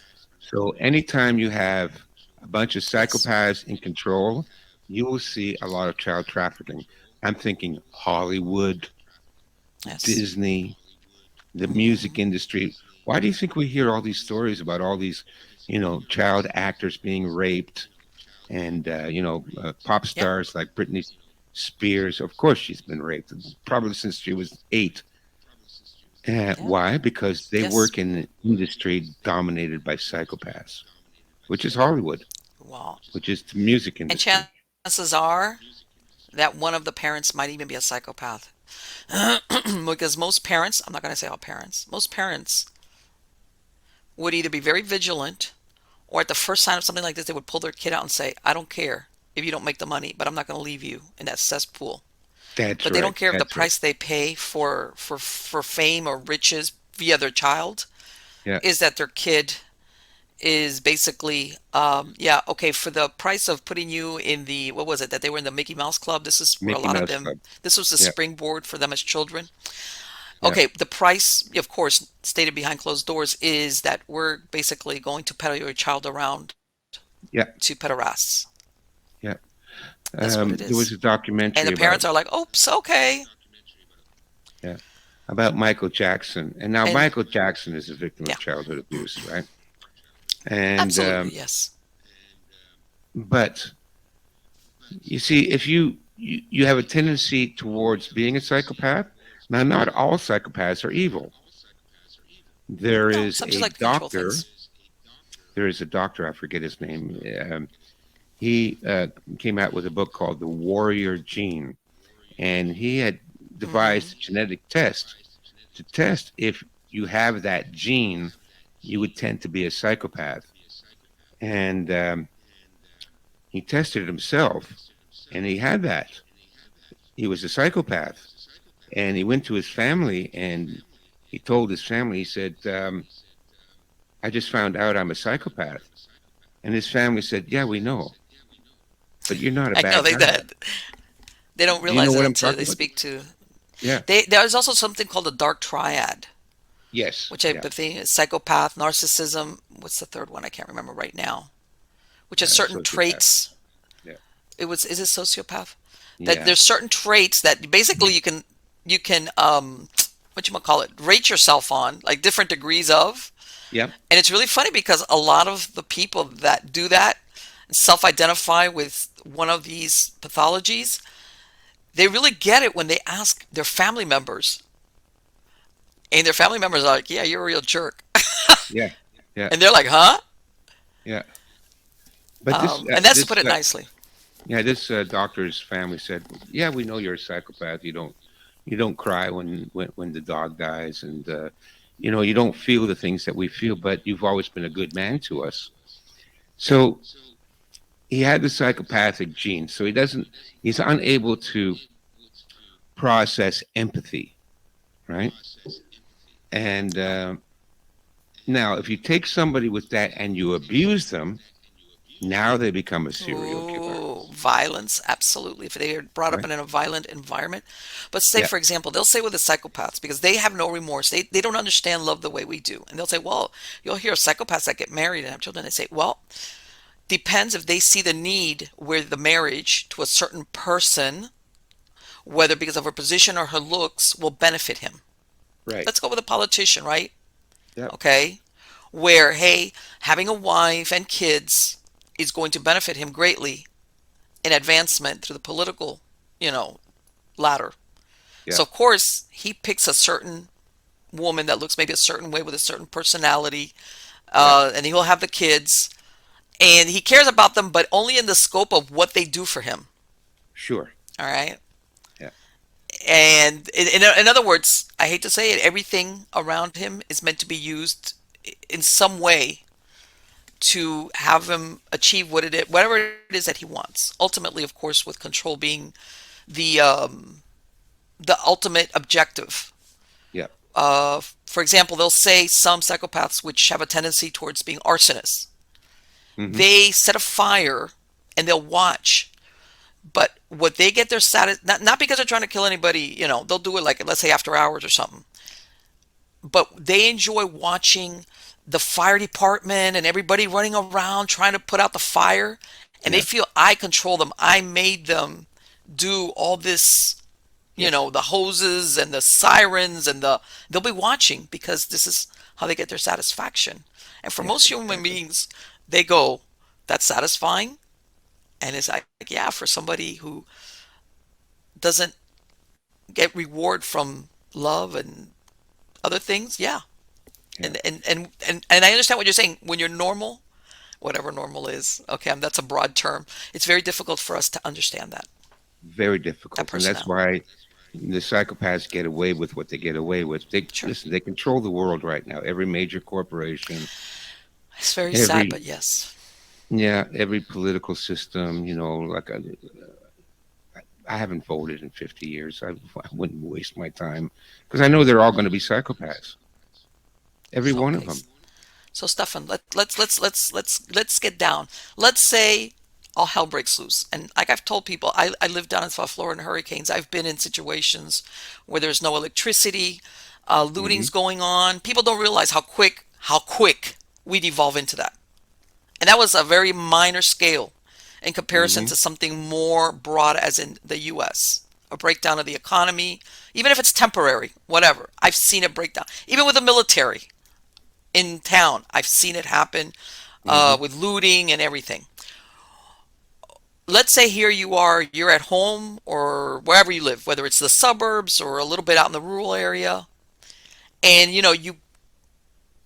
what would you say to somebody that comes asking you for food? And Well, we're like, this is when now the stores are empty, and either they've been ransacked and there's nothing, and nothing's rolling in out nowhere. It doesn't, in yeah, other words, doesn't matter whether you have money or not. There's just nothing to buy.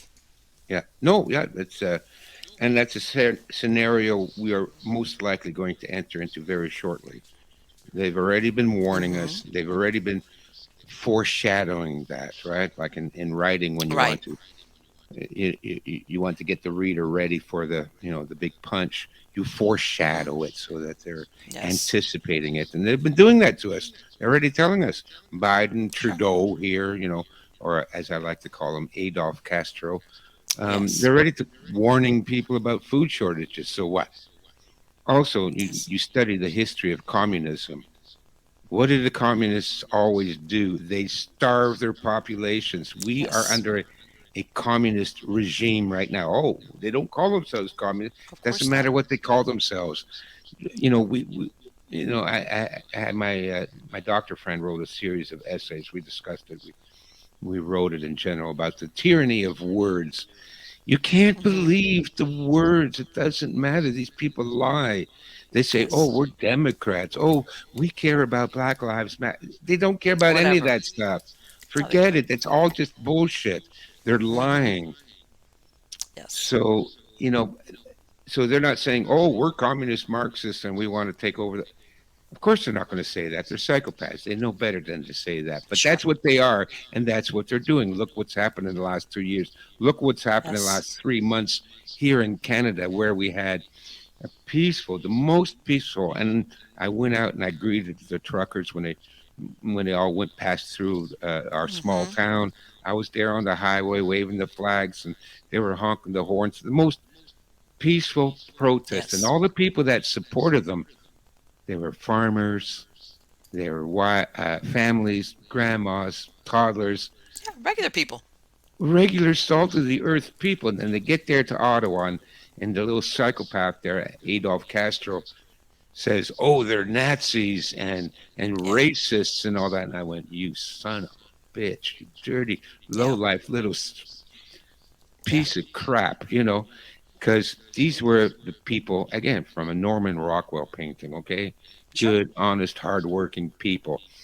And look at what he did: confiscated their bank accounts, Yep. took their trucks, called them every name under the book, instituted martial law, for crying out loud. Martial law. Right.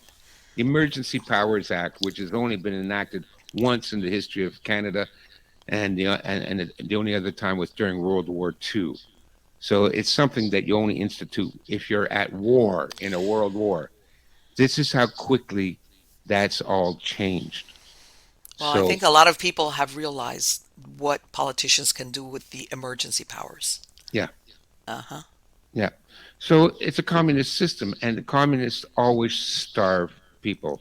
Yes. That's what Stalin did with the Holodomor there in the Ukraine, and his own people too, the Russians. Everybody starved. Look at Mao Hmm. Zedong, 80 million people. 80 Yes. million people, probably the biggest genocide in human history. Mao Yes. Zedong. Look at the Khmer Rouge in Cambodia. Yes. Look at well, Cuba. They did the same, and Yes. Yes, they did. and what They was that? The other one, Nicaragua, Venezuela. when the well originally the Sandinistas in Nicaragua, and now they're back. I can't believe it. Yeah, They got the communists out, and now they've fallen right back into it, which is a shame. terrible. But But that's what they do because yeah, it's they cheap and do. easy. Look at Venezuela. My God, people are eating zoo animals for the love of Mike. I I Uh, say that all the time. They're eating their you cats know, and dogs. yes, yes, So and America, you know what the worst part is that people don't realize this, and I'm familiar with it because I said I mean I was born and raised in Miami, but let's face it, it was a Cuban exile community, and so you hear this thing of promoting snitching, and that yeah, makes my blood boil me because too. in Cuban they call them archivato, and in Cuba what they would do is they would put somebody on your block, all Yeah, right, and this person, this snitch, all they would do is watch everybody on that block to see who was coming and who was going. yeah, And did I smell meat cooking from your house? Wait, they did not give any meat out this week from the monthly whatever, when you stood in right. line. Your They would rations. do things like this. And Oh yeah, they're doing the line that we nowadays in this society, we have fallen into the same thing where once upon a time being a snitch was a rat. This yeah, was the lowest on the, you're like nobody likes you. You're a yeah. rat. And now it's been elevated to like, oh, you care. Yeah, all right. Yeah, look at Yeah, what they're doing in England. They're paying snitches here in Canada too. yes, they Recently, are. they released the records from East Germany, from the Mm-hmm. Stasi there, and Right. fully 40% of East Germans were snitches. Yes.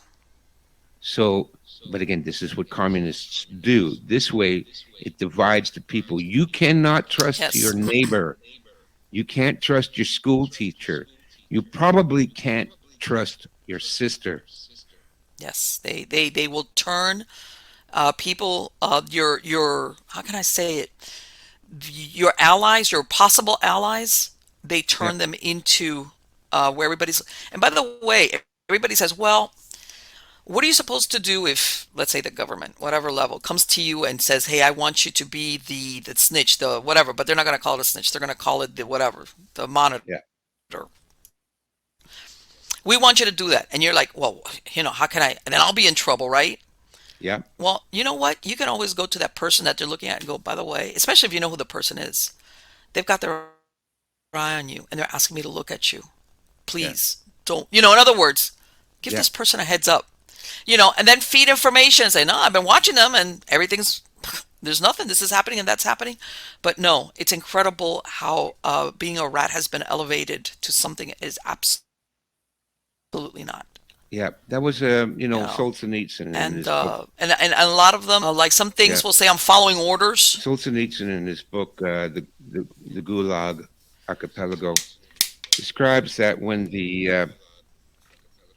Hmm. Cheka, the Russian secret police, arrested people, they would put them in a jail cell with people from their neighborhood, their neighbors, right?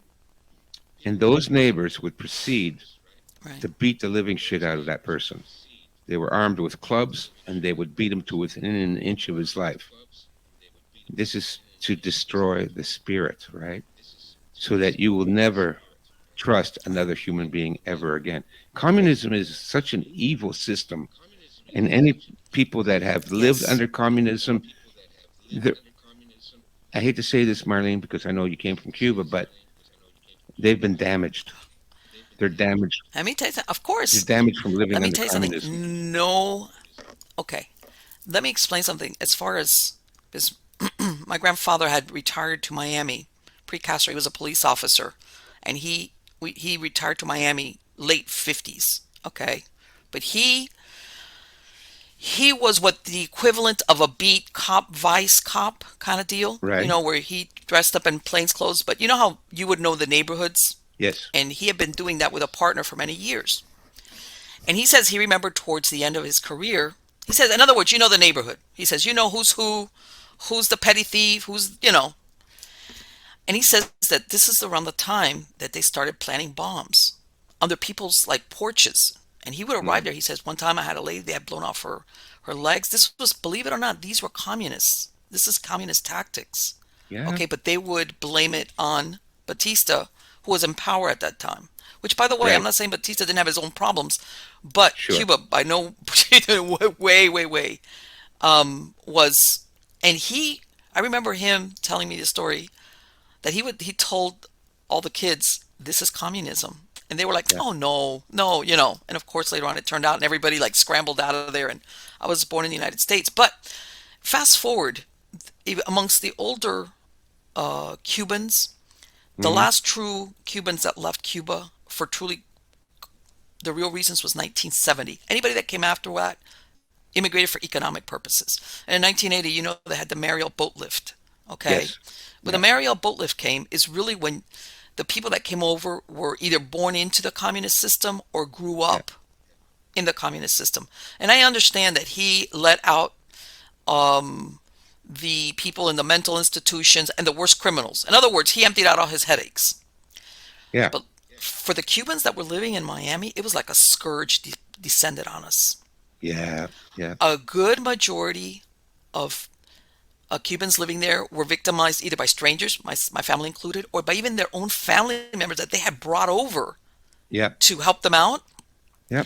So my point is that if anybody understands exactly what you just described as far as what communism does to the mentality and the way people behave and they act and they see life, I absolutely know it. I saw it firsthand for many, many, many years.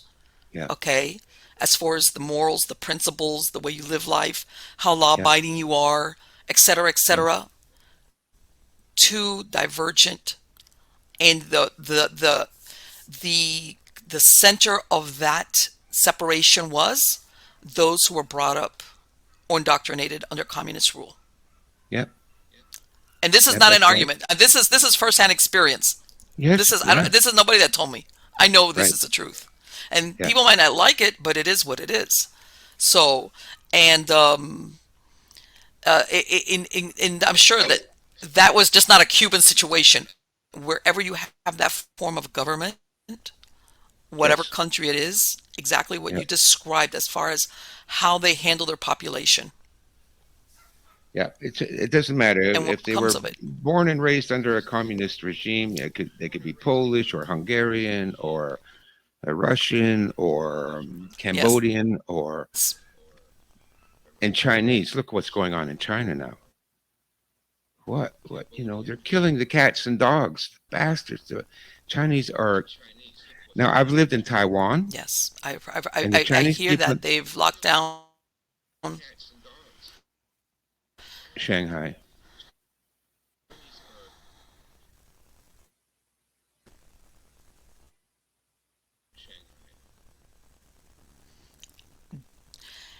Do you to the, sometimes and this is one of the things that I've heard as far as they're willing to sacrifice a certain portion of their population, whatever the situation, Hmm. whereas as in we're going to lose X of millions in this whatever it is, this experiment, this action, this military action, whatever. And it's like, okay, if that's the cost that has to be paid, we'll pay it. Yeah. Yeah. So in other words, if you're going to go by the metric of, oh, they would never do that because it would equate to X amount of casualties, Yeah. Forget about it. th- that you cannot apply that to No. the people that make the decisions in that country. Yeah. They won't.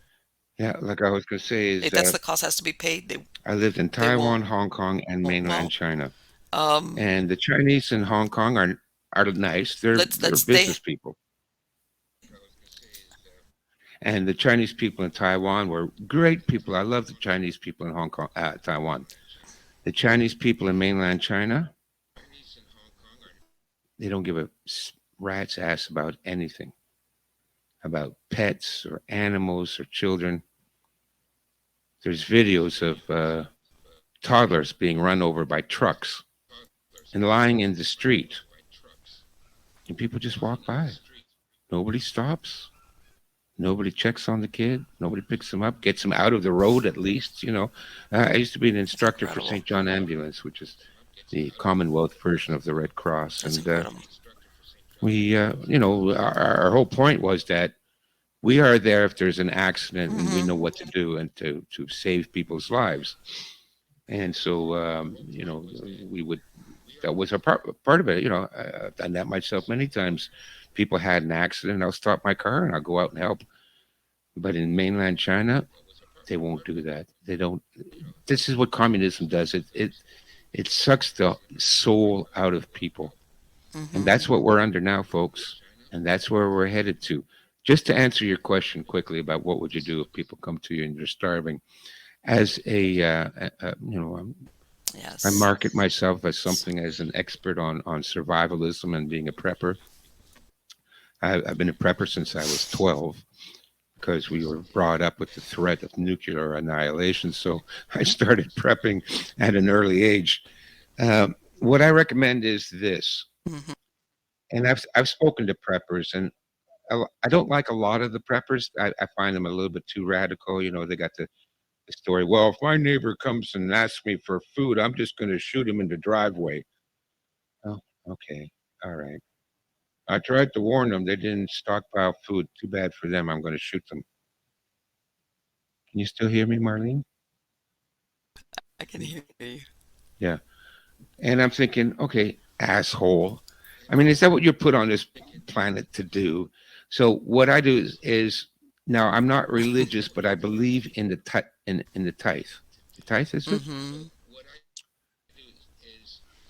I think you should set aside 10% of the food you stockpiled, and that 10% is to go to your Yes. neighbors. Okay.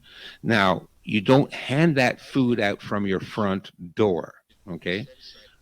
So what I would do is, I would cook up a big Mm-hmm. giant pot of spaghetti. A big pot of spaghetti will last, can feed 3 or 4 families, Okay. right? I would take that pot of spaghetti myself to the neighbor's house and just leave it on their front door. That's how you handle it. You can't let people know that you've got food. But on the Right. other hand, I can't be sitting there stuffing my face and watching because what if your neighbor's got children? What if they Yeah, got no, small kids? exactly. And that's exactly my point where it's the part that you want to help them, but then they warn like, okay, once it's out that you do might have something, all right, Yeah. then in other words, then when they run out again, they're gonna come back, and they're not, Yes, no they matter are how going to nice you come are back. attending them. Yeah, because they know you're the only one that's got food in the neighborhood. But like I Yeah. said, or you could set up like and lots of community groups do this. I recommend people, Yeah. form their own community disaster response groups. Mm-hmm. So, when we seen that flooding there in Texas, there were, Right. local people that came out and they set up tents and they distributed food. They had food lines, soup lines, Sure. right? They opened Yes. up soup kitchens, not in front of your house, and you don't tell them that that's food that you brought. You just say, "Oh, some food was donated, and Right. we're going to set up a food kitchen." So that's what I advise people to do because listen, I cannot just turn my back on people that are Oh suffering. I no. can't do that. And even Right. though I can't feed everybody, if I can feed a few people, now, if there was another 100 people like me, then we could feed the whole town. Okay, if we all pitched in and contributed a little bit, you had 20 people that all gave 10% of their food supplies, you could feed the whole town. So that's what I recommend. You got to be prepared. You got to stockpile food for what's coming, which is going to be the Great Famine. This will go down in history. The death toll in the world is going to go through the roof within the next year or two. Okay, or what you've It's horrible seen to during think. World War II with 80 million dead here, 60 million dead there, 20 million dead here. That's going to pale in comparison to what's coming. So you need to get prepared.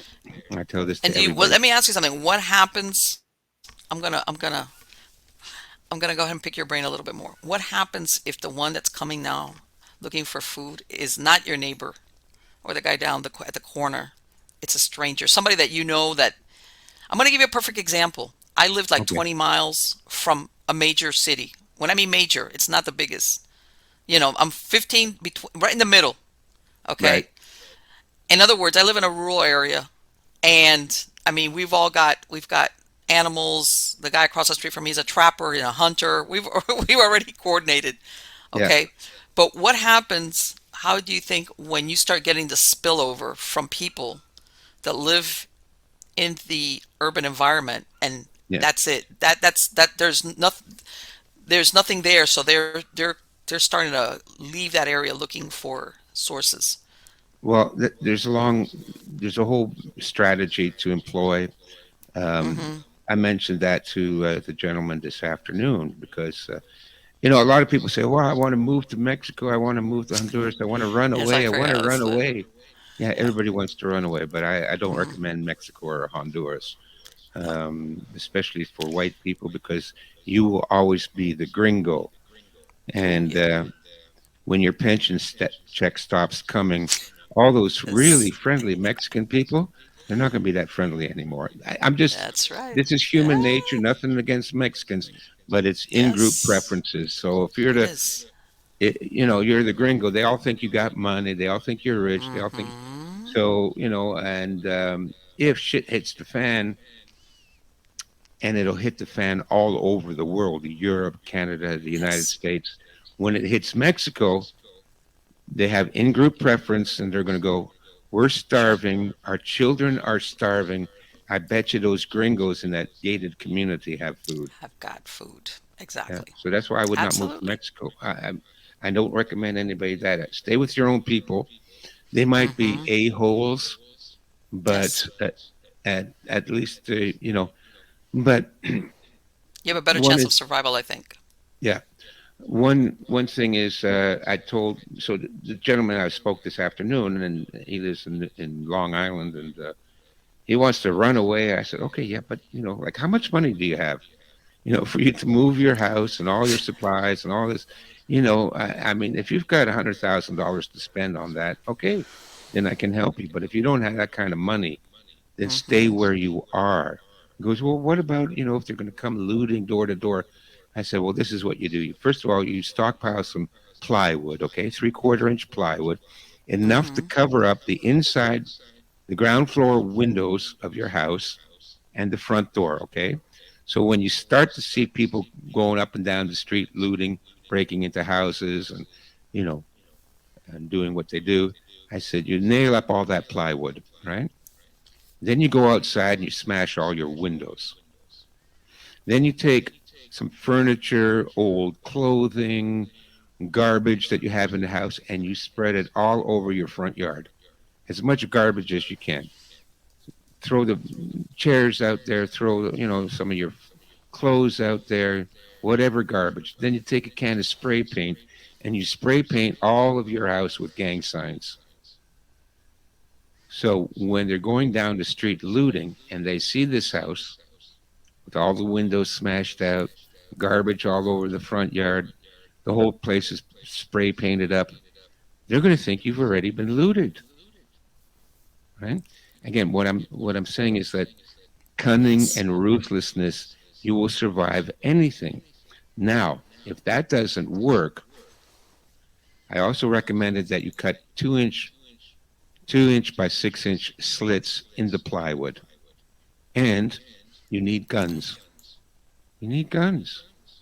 So if the show you have where it looks like you've been looted, garbage, even Yes. maybe even start a fire on your front door and then put it out so that it looks like it's been burned out and all that. If that doesn't dissuade them and they're still coming up your driveway, well, unfortunately, you're going to have to start shooting. But at least you have a very good defensible position. They can't see you. Yep. They won't know where the shots are coming from. So, see, most conflicts between animals are solved through animals of the same species are solved through what's called threat display behavior. So lions rarely kill each other, but they'll roar, they'll bare their teeth, and they'll raise their hackles, and they'll, make aggressive gestures. You see the same thing among humans. A lot of times, before a fight breaks out, what you see is the guys are yelling and they're Hmm. puffing up and they're stomping the ground and they're smacking the table and they're waving their fists in the air. This is all threat display behavior. This is what primates do. And usually what happens is whoever looks the most threatening, the other people will back down. Like my story with the guys that wanted to shake me down for a beer and my bicycle and all that. I was a Hmm. threat to them, not because I was doing the big display behavior, but because I wasn't doing any of that. So that Right. ultimately was a form of threat display behavior. It scared them and it backed them off. So, Uh-huh. first of all, we assume the gray man. The gray man is to make your house look like it's already been looted. Make it look like nobody lives there. If you have a portable generator, great. Don't run the lights at night. And, Hmm. don't play the stereo in the afternoon or something like that. Be very Yeah. quiet, make it look like there's nobody home so that, listen, if you're going down the street there's hundreds of houses to loot. Why would you waste your time on this place? Right. But if Exactly. somebody decides to waste their time on this place and they suddenly are taking fire, and you don't have to kill them, you just have to shoot over their head or you can shoot in front Yeah. of their feet or something like that. They hear the gunshots, they can't see where it's coming from because your place is all boarded up and you've got shooting ports. Look, even better would be to have 20 of your neighbors all armed that are willing Sure. to come and, you hold up. And that's again why I recommend people form communities. One part of the community is mutual defense. Make sure you all Yes. have walkie talkies, right? Hmm. So if the looters are coming up the street and they start down at the end of the street at Bob's house, Bob gets on the walkie talkie. He calls it in. Look, there's guys. They're trying to break down my door. Now you get 20 of your neighbors come up behind them with firearms. And Bob is in the house and he's shooting out the house. Now you get them in a pincer movement. You got these guys in crossfire. They are not going to pursue it. They're not military. They're criminals, okay? Right. Criminals are not brave people. Oh, they're really brave when they're waving a gun in your face and you have no weapon. Oh, then they're brave. How many times have I seen that? These Right. street gangs and all that. Oh, they're such big shots. And then the cops come and shoot them in the leg and they cry like little girls, "Mommy, mommy." You know, I thought you were a big tough street gang thug. Yeah. That's so. When the But yeah, odds are you're in your right. advantage, then they're big tough guys. But you shoot a couple of them in the knees, they're not tough guys anymore. And when they see there's 10, 20 guys behind them with shotguns, now it Yes. could be eventually what happens if this continues for a long enough time. There will be warlords. Always happens. The collapse of civilization, China, ancient Rome, when the dynasties collapsed and when Rome fell, yeah, Europe was overrun by warlords. Yep. Local dukes or barons, and they would have their castle and they would have their hundred men or whatever, and then they would take over the whole area and they would Yeah. rob and rape and murder. You've seen the movies. That's what happens during Right. the. That's why we call them the Dark Ages because Europe was ruled Yes. by a bunch of petty, violent warlords. Now, when Yeah. it And in exchange, evolves, they kind of offered you a little bit of security. You know, like we'll keep you not safe, but in the real. meantime, we're Well, going to victimize you. we're going to victimize you, and we'll offer you protection from the next gang that wants to Right. victimize you. Exactly. Yeah, Hmm. which is so.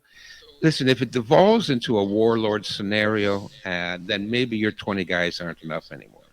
You know, So, it, you know, for I have to laugh because for all those newer generations that are into playing all these, games, where some of them are like you live in all these kind of scenarios. It's like, boy, is that going to be a coming to Jesus moment for them if that ever happens and it's not a game anymore.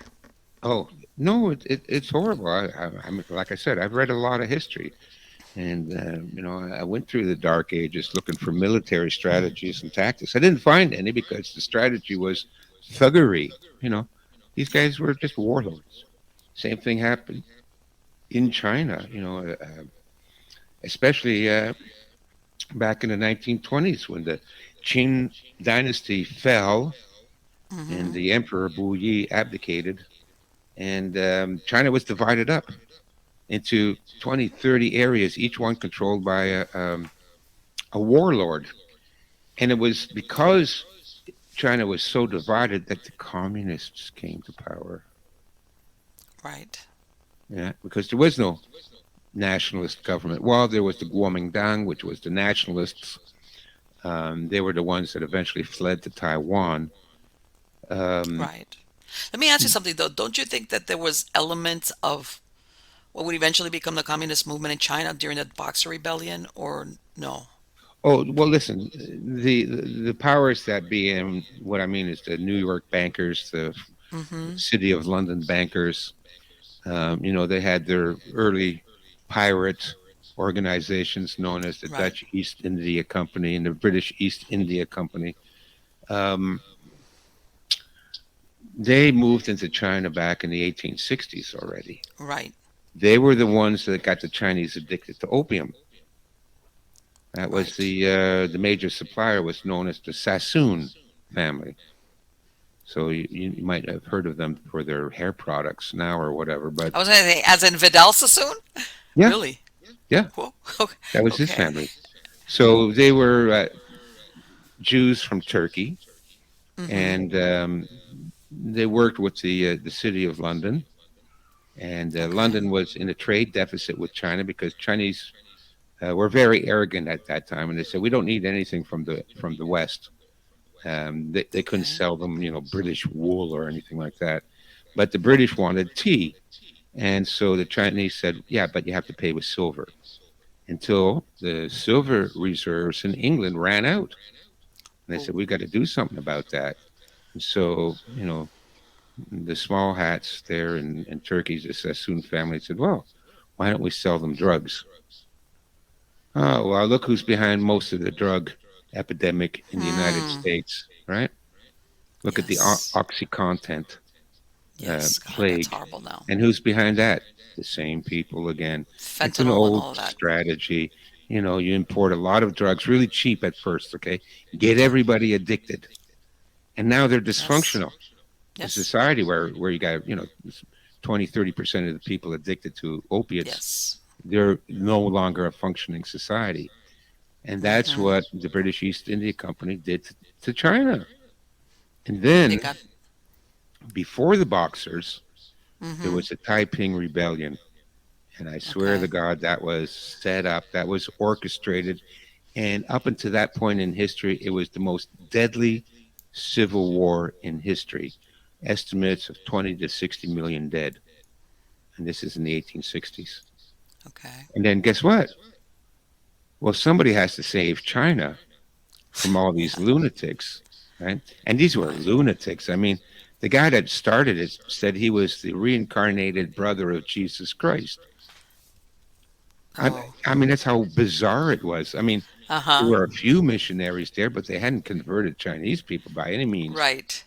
But that's why I suspect, the usual suspects, as I call them, because that was just such. Anyways, so they had taken over 80% of China, and the Qin dynasty was at its end of its rope. They're about to fall. Mm-hmm. Who went in there? It was the British and the Americans. And they went in there with their machine guns and their cannons, and they wiped out the Taipings. And at the same time, they looted the Forbidden City. Right, because that right outside the Forbidden City, wasn't that where they set up the legations from all these different, or the consulates, but from all these different countries, and it was like, I want to say they I don't want to say they took over because it was in They comparison to did the take over. general population, but yeah, they put themselves on equal or superior footing to the, well, at that point it was still an imperial family there, but Yeah. they you could tell it was, that the what was it, the Qin dynasty, they knew that they were faltering. What was it, Empress Z? She was the Yeah.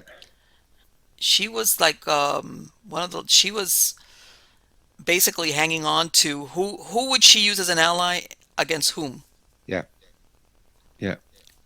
And yeah, and after that it And then makes came you the Boxer Rebellion after that, because right, the Americans and the British were there, looting the place and selling opium to everybody. And then, um, the last remaining members of the imperial clan said, "Well, listen, we got to get rid of all these goddamn Yanks and Brits. right. They're destroying the country." And so then they started the Boxer Rebellion, but that was a huge Right. failure too. Yes. But Yes. so And getting back to your the other thing was is that's sometimes how um, societies fall into where warlords all of a sudden yeah, can exist. oh yeah, it can happen very quickly because Yes. listen, uh, let's say they turn off the power for 2 months. God. Yeah. After 2 months, how many people have 2 months worth of food in their house? Nope. Very few. Yeah, us preppers have, like I recommend everybody at this point. I used to say make sure you have 3 months worth of food. At Mm-hmm. this point, I'm saying make sure you have a year worth of food. Okay. But if that went on for a year, I mean, how many people are going to be left alive? And also after the jab, how many people are going to be left alive? Wow. That's the thing. People don't realize not only food but medication. Yep. Even simple stuff like I'm not even talking about prescription. Let's not even go there because Yeah. think of Yeah. all the people. Let's say if you need a certain prescription drug Yep. to maintain yourself, Yeah. there's gonna be a lot of people that without that, Yeah. that's it. They're gonna. But Yeah. even stuff like antibiotic ointment, or bandage, Yeah. because sometimes you all you need is get an infection Oh yeah. from a cut. I stockpile antibiotics. I tell everybody to Yes. stockpile them. Yeah. Yeah, I Keep have them in some your too. medical kit. You need to have a Mm-hmm. medical kit, right? In addition to the food and water, you need to Mm-hmm. have radios, ham radios, Yes. and you need to have firearms. Now, I'm not one of those preppers. I don't have Right. 50 guns and 20,000 rounds of ammunition. And I know a lot of guys that do. And I'm like, Yeah, I know, I okay, know, I well, know. nice that you have a lot of little toys, but get a Yes. shotgun and a pistol. That's all you need, okay? Shotgun Mm-hmm. is great for everything, kills anything on the planet, right? But you can use it to hunt birds and Yeah. geese and ducks and stuff like that. So Yes. it's the most practical firearm for hunting and putting food on the table is a shotgun. But you put double aught buck in there, and you can take out 2, 3 guys that are coming through the front door with one Yep. shot. So get a shotgun, a 22 caliber rifle, and some kind of a pistol, and that's all you need. That's all you need. Okay. But Yeah. then have a good medical kit, and I mean like stock it with everything you need: vitamins, Yes. herbal remedies, supplements, and antibiotics. And if you can get Mm-hmm. your hands on some oxy content, you know, like if it's an emergency, you Yeah. break your leg and Pain you're relief. in agony. Yeah, okay, give them Mm-hmm. an oxy content, and that's what the purpose of these Yes. opioids are for, anyways, for extreme pain, not for Yes. recreational use. But um, Mm-hmm. you know, uh, whatever Yes. you can get your hands on, Novocaine if you got that, Lanacaine, so that you can do Right. a minor surgery. Get a suture kit, get an Yep. IV, get an enema bag, get pressure dressings, burn dressings, eye Right. dressings. Stock up on your medical equipment too. And once you have all Yeah. that, A lot of people don't realize that you get somebody that's dehydrated. People don't realize that you can hydrate somebody a lot faster through the yes, rectum.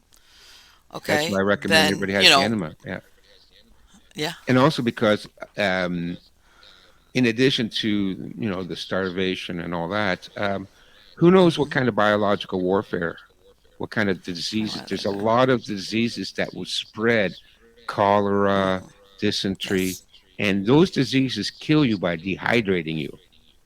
Yes. So, and I've seen what dehydration can do to people. You could die in like 4 or 5 hours if you're not hydrated. If you've Yes. you vomit and you pee and you have diarrhea, and Mm-hmm. all the electrolytes are flushed out of your system, then 4 to 12 hours later, you'll have a heart attack and die. Yep. And how do you get fluids into them if they can't drink anything by it orally? Exactly. So If that's why they're you need the vomiting it enema. out, they're yeah, if they're vomiting stuff out, which that Yeah. happens when And if somebody's you're a really sick like that. phlebotomist, get an IV. Yeah. Get several, because Yes. that will save lives. That will save lives. So that's what I recommend people. And then,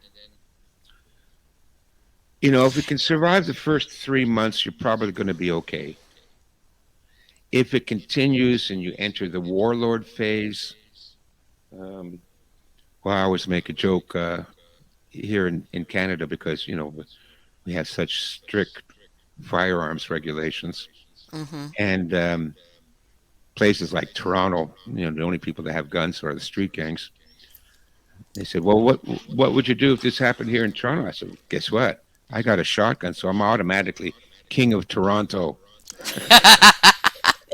Yeah. It's like, hello. I, Hello. you know what? And people don't realize. I mean, I have a firearm. I've had it for quite some time because I used to work cases. I was a weekend, at night, and I would come home and it was dark, and I had never carried a gun before that. Never felt the need, but I got it, and now I'm glad I have it. Yeah. And because Mm, I never, how about this? I never thought that when I got it originally, I would end up being so glad because of what's going on now. I would never have yeah. imagined in my wildest dreams Yeah. that I would be happy that I had it, and everything. And I tell everybody, as much as we talk about it, you're always thinking, no, this cannot happen, but it's it's been a very disturbing 24 months or so where that doesn't work, that wishing it away Yeah. is Yeah. not going to work. And We're already in it now, and I don't want like listen. I don't like fear porn. I don't want to get people no, no, no, of worried, course not. Of course not. but no, get ready. I always tell people, like, if you think of it as insurance, okay? So I got a year's supply of food. I got some radios. I got a good med kit. I've got a couple of solar panels so I can recharge the batteries on the radios, Hmm. and I got a couple of firearms. Now, if you're just getting started prepping, all of that will cost you two, three Oh, thousand yes. dollars. I mean, that's Yes. nothing. What do you pay for Compared. car insurance? Sure. What do you pay for health insurance? Hmm. So go out, get all this stuff, because people, when they contact me for a consultation, they're already panicking, right? Oh, I realize now I got to get ready, and I haven't done anything. What should I do first? How long does it take? I said it takes you a week, and it takes about 2, 3 thousand bucks. Listen, Yeah. it's also good to get some training, firearms training, self defense training, wilderness survival training, medical emergency skills. That's good to get, and that's going to take you longer. But to get 6 months worth of food, a shotgun. I get a shotgun, a big five department store, $250. It's Yeah. not a big Yes. deal. Ham radio, $60 on Amazon. You Yes. get all that stuff Yes. together, you put it in your house, and now you don't have to worry anymore because you're ready. You're prepared. Right. You There's won't only go so much that you hungry. can control. There's only so much you can control. Exactly. There's only so much you can control, anyways. Yes, and that's what sometimes people get overwhelmed because it's like, no, there's only so much you could do, like what you said, the prepare part, and then the Yeah. rest just gonna have to wait and see what Yeah. happens. And one thing I wanted to ask you, and I'm saying this again based on my own experience. I remember when 2001, when 9/11 occurred, Hmm. we all the communications went down because they were jammed. You know, That's right. I had my sons were in high school. And after that, I remember telling them if something ever happens, because remember, this was fresh out of 9/11 when everybody was totally wigged out with terrorism and God, was this Yeah. going to happen again? And I remember making a plan with my sons that I said, if something ever happens and we cannot communicate, I want you to go to your grandmother's house because she lived very close to their high school. Okay. And I'm wondering if people should do the same thing. Whereas if Oh, something absolutely. happens and communications, like what everybody depends on nowadays, which is your cellular, right? Yeah, For some reason, it's out. yeah, Do you have a pre-plan of this is where we're going to go? Don't worry if you can't absolutely. talk to me or reach me. This is either where we're going to meet or we're all going to go to this point. You Yeah. see what I'm saying? And from Oh, yeah. there, I teach that, and I can when I do my consultations and when yeah. I'm talking to groups, you need to have a plan, and you need to have two plans. One is a rendezvous, and one is Yes. a retreat. So a rendezvous location is okay. I live in a small town. Now, if the power goes out and Mm-hmm. I can't phone you, and the wife's at the office, and the kids are at school, and the husband's at the factory or whatever, what's everybody going to do? Maybe you can't get back to your house. So the Right. rendezvous location is somebody within 5-10 miles. Could be a neighbor, it could be a family member that has a house. Then that's where you go. You go there first, whatever's closest. So if Right. you got a family member or a friend that's close to the school where your kids go to, now better coordinate this with the school too, because the schools have a lockdown protocol, Yeah. right? So your kids can't get out of school if it's an emergency, and I'm not sure I agree with that. I For was going to most say, people, I've heard of some versions where they, especially if your child is older, obviously, which is, depending on what the situation is leave. yeah. So, but you got to have somewhere to go. So Oh, yeah, you of have course, to plan obviously. this in advance. You have to do this right now. Mm-hmm. Sit down with your family, Yes. and if the power goes out and I can't get a hold of you, and it's an Mm-hmm. emergency, okay, the kids, you go to grandma's house. Right. Okay, the wife, you go to my buddy. He's got a Mm-hmm. house there close to your office. Right. Okay, and as the father and the man of the house, I will come and get you guys. Stay where Right. you are in those locations. I will come to Mm-hmm. you just in case they can't get back home. And then the other thing is a retreat location.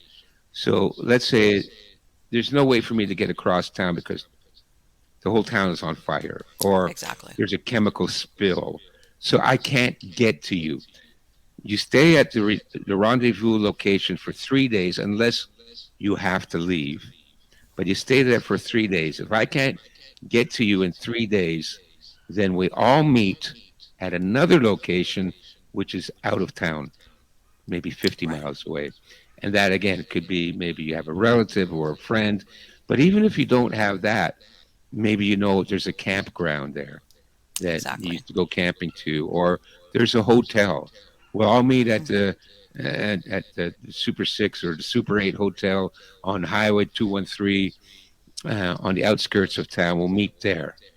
That's your retreat location. So then, if you can't, you know, so you make it there, and I will come and get you. So you need to plan Right. that in advance. Yes. And people don't realize how important that is because when Oh something yeah, like that happens, even if it's for a couple of days, okay, where communications go down, I yeah. can see people running around with like chickens without a head Oh yeah, because we're so used to this that um, when you can't nothing works, whether it's a landline or a cellular or anything is not working, yeah. people will go crazy. I can tell that already. Oh yeah, And because you wonder, where's my wife? Where's my kids? Are they okay? Where yes, did they go? Should I go to the office? Should I go to the yes, school? I mean, you will freak out. You will panic like crazy. And yes, so simply having a plan and then get the family to sit down and you talk about in case of an emergency, this is plan yes, A, rendezvous. Plan B, retreat. And the plan B, retreat, best to find a place that you can stay at for a couple of weeks. right. Rendezvous, and a rendezvous could be a coffee shop too, right? Like if you don't have anybody in your neighborhood or whatever, okay, I'll meet Mm-hmm. you at the Starbucks on the corner of, you know, I'll Right. go there and at least you have water and food and washroom and you stay there and I will come and get you. But and Exactly. if you have to stay overnight, then ask the proprietors if you can sleep on the floor, whatever. And if not, then sleep on the front door. I will find you. But the retreat Yes. location is if it's really serious, then let's go Right. there. And, if it's a campground, then you can set up a tent and, bring as much food with you as you can when you're leaving. And we'll stay up there for a couple of weeks until things blow over. But Right. you got to plan that out right now, folks. Yeah. Yes, yes. People think sometimes only preparation is like, food and water and medicine, but the plan. You need a plan, as in amongst whoever is in your family, Yeah. whatever. And even if you live by yourself, that you might have family that lives outside that you're going to tell them, look, if something like this happens, this is what I'm planning to do. Yeah. So if you don't hear from me, Yeah. and I tell everybody when Hurricane Andrew, this because I was run over, I was plowed under by Hurricane Andrew in 1992. Um, Everything went down. My house, everything was gone, and I left two of my shepherds guarding what was left of my household goods. There was no Wow. windows. The windows blew out with the frames and everything. I had two big shepherds, Yeah. which when I would run errands, I left them inside the house. And God Yeah. forbid anybody would run in there. Not that I had that much left, but anyway, Yeah. I remember that what I did was I had the voicemail through the phone system, which was in the Bell Systems, their central office. And eventually I got to one of the few, because this was when they had public phones still around in 1992. And I Yeah. Yeah. called in there and I put a voicemail. My greeting was, I'm not picking up messages. Maybe I'll pick it up every couple of days. I'm okay. You Yeah. Yeah. know, I will call you. I will pick up my message at least once a day or every other day. And I left Yeah. that message on there. All Yeah. right. And believe it or not, that worked like a charm. People don't realize that sometimes you just use your Yeah. No, voicemail. that's another good thing. Yeah. Use the voicemail. If you have a phone answering machine, put a message on that. You have reached Marlene. Marlene is at the rendezvous location. Yep. Exactly. And don't say what the rendezvous location is. I Just say don't the say what it rendezvous is. location. Yeah. Right. Exactly. And worst case scenario, if you can't get a hold of me and you go to the house and I'm not there, look Mm-hmm. on the inside of the bathroom door and I will put a note there. Yes. Things like Yes. that. So you got to think this through. And again, like I Mm-hmm. said, being smart about this, you'll survive anything if you're cunning and ruthless. But you do have to Yes, we think it have to. through. Yeah. You have to come back, Stefan. We got to keep talking about this cunning and ruthless stuff. We do. I'm We really trying to teach it, do. Marlene. I try to No, teach it. let me tell you something. I know it sounds really, but we need to do, what do they call it? When when you cram for a test, Yeah. we're all way behind the eight ball on the cunning and ruthless stuff. Let me tell you. We Yeah. think that by seeing The Walking Dead, that was enough. Oh yeah. Like it was just a show. And then all of a sudden, we're facing a possibility, not of zombies, obviously, but Yeah. where all these things that make the lubricants that make our society work and people obey laws might go. Yeah. And that's why the ruthless and cunning, we have to take away the stigma attached to it, as Yeah. in being a you undesirable human being, as in Yeah. if you need self-preservation. Self-preservation Yeah. is Well, a good Marlene, thing. Yeah. my throat is getting dry. Yes, I know, and I know, and I could, but I'm going to be contacting you so we can come back and talk about some more ruthless and cunning things and food cache and all these other prep stuff, and also Yeah. the And mental aspect. if I may, I'll promote my website. Absolutely, yes. I'm going to have a Yeah. link to your website and the credits of the show. But for the Yeah. podcast listeners, what is your website address? It's China Strategies, one word, Okay. .com. That's my main website. My other website is called Mm-hmm. formingcommunities.com, and that's Okay. based on my upcoming book on how to get people together and work together to survive this. I Yes. mean, if we're going to survive this, we have to do what our great grandparents did: Yes. mutual aid societies, right? Yes. Food co-ops, Mm-hmm. homeschooling, Yes. emergency medical clinics. We can do it ourselves. We don't need a hospital. You get 50 Yes. families all chip in. We can open our own medical clinic. You get the Yes. the doctors to volunteer their time. You reach out Mm-hmm. to them, and you can pay them some money too. They come in Yes. once a week at the clinic, and everybody in your community Hmm. goes. If they're sick, they go in there once a week. You pay them. That's what our great Yes. grandparents did. So we Yes. need to Yes. form communities. And if you go to my website, chinastrategies.com, I offer consultations. I'll speak with you for Yes. 2 hours Okay. for only $100, and That's I, great. I cater whatever my advice is to your situation. Right. So if you live Exactly. in the city, I'll tell you how to survive in the city. If you live in the suburbs, I'll tell you how to survive in the suburbs. If you live in the country, I'll tell you how to survive in the country. If you're by yourself, I'll give you strategies for how you can survive on your own. And if you have a family, what to do with your family. So just like what we've been talking about, that's what I do with my Absolutely. clients. Yes. So, But tailor made for whatever their situation is. And you sound like you're a realist, which is you're not going to oh tell them what they want to hear. You're going to tell them no, what they need. Like, not what you want, but what you need. yeah, I mean it's Yeah. not scary, and like, did I scare you today? No, it does. No, no. No, I can. It's not scary. I believe it or not. I'd rather. I know this sounds so hokey, but I'd rather be prepared and not need it than need it and not be prepared. exactly. And I am not a paranoid personality, but just like I said, because I lived in South Florida, because I went through hurricanes. In other words, living without electricity in Hmm. reality for shorter lengths of time. But in 92, when I went through and I saw how quickly that devolved, Yeah, that that gave me an understanding that maybe a lot of people don't have. yeah, That's not just Hollywood. yeah. When you see it in the No, movies or a program, it yeah. does happen. And a lot of the emergency services, they're how far can they stretch? Even Oh, the military within is that three does this. hours, every emergency service is going to be Yes. swamped. I, Yeah. I know because we had simple power outage here in Toronto about Mm-hmm. 4 years ago. Half the city, the power went out, right? Went out for 5 days. I'm on the ham Yes. radio. I'm listening to police, fire, and ambulance, right? Right. Mm-hmm. They're swamped in 3 hours.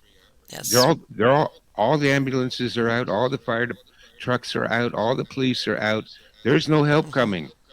Right. So um, they had their own priorities. Another thing, No, which is something I've been trying to put together a program for, is that if you're in a seniors building, no help is coming. no. Mm-mm. You Nope. better organize among your fellow residents in that building and have a plan on Mm-hmm. what to do, right? Yep. Stockpile a little bit of food, and get your radios and your flashlights, because you're going to be on your own. Because I Yes. know, with the ambulances and the fire department, I mean, there were children Yes. swept away in flash floods. They're searching the Mm-hmm. ravines for them. So, and pregnant women trapped in elevators, Yes. and that was their priority. And I understand it. Listen, we got a choice. We can save these children, or we can go to the old age home. They're going to go and save the children, and I don't blame them for that. What was it in 2017? Hurricane, was it Irma? I can't remember Maria or Irma because I know one plowed through Puerto Rico. I think it was Maria that came up the state in in an old people's home, a nursing home in Broward Hmm. County, which is just north of Miami-Dade County. A Yeah. bunch of residents died because nobody they left them there. They left them They there. leave them there, yes, because, and then, listen, I know it's terrible, but I don't blame them either, because the nurses and the attendants, they're going home to look after their families. Oh, yes. But I mean, if they thought that somebody, like, in other words, like you said, emergency services are taking care of emergencies.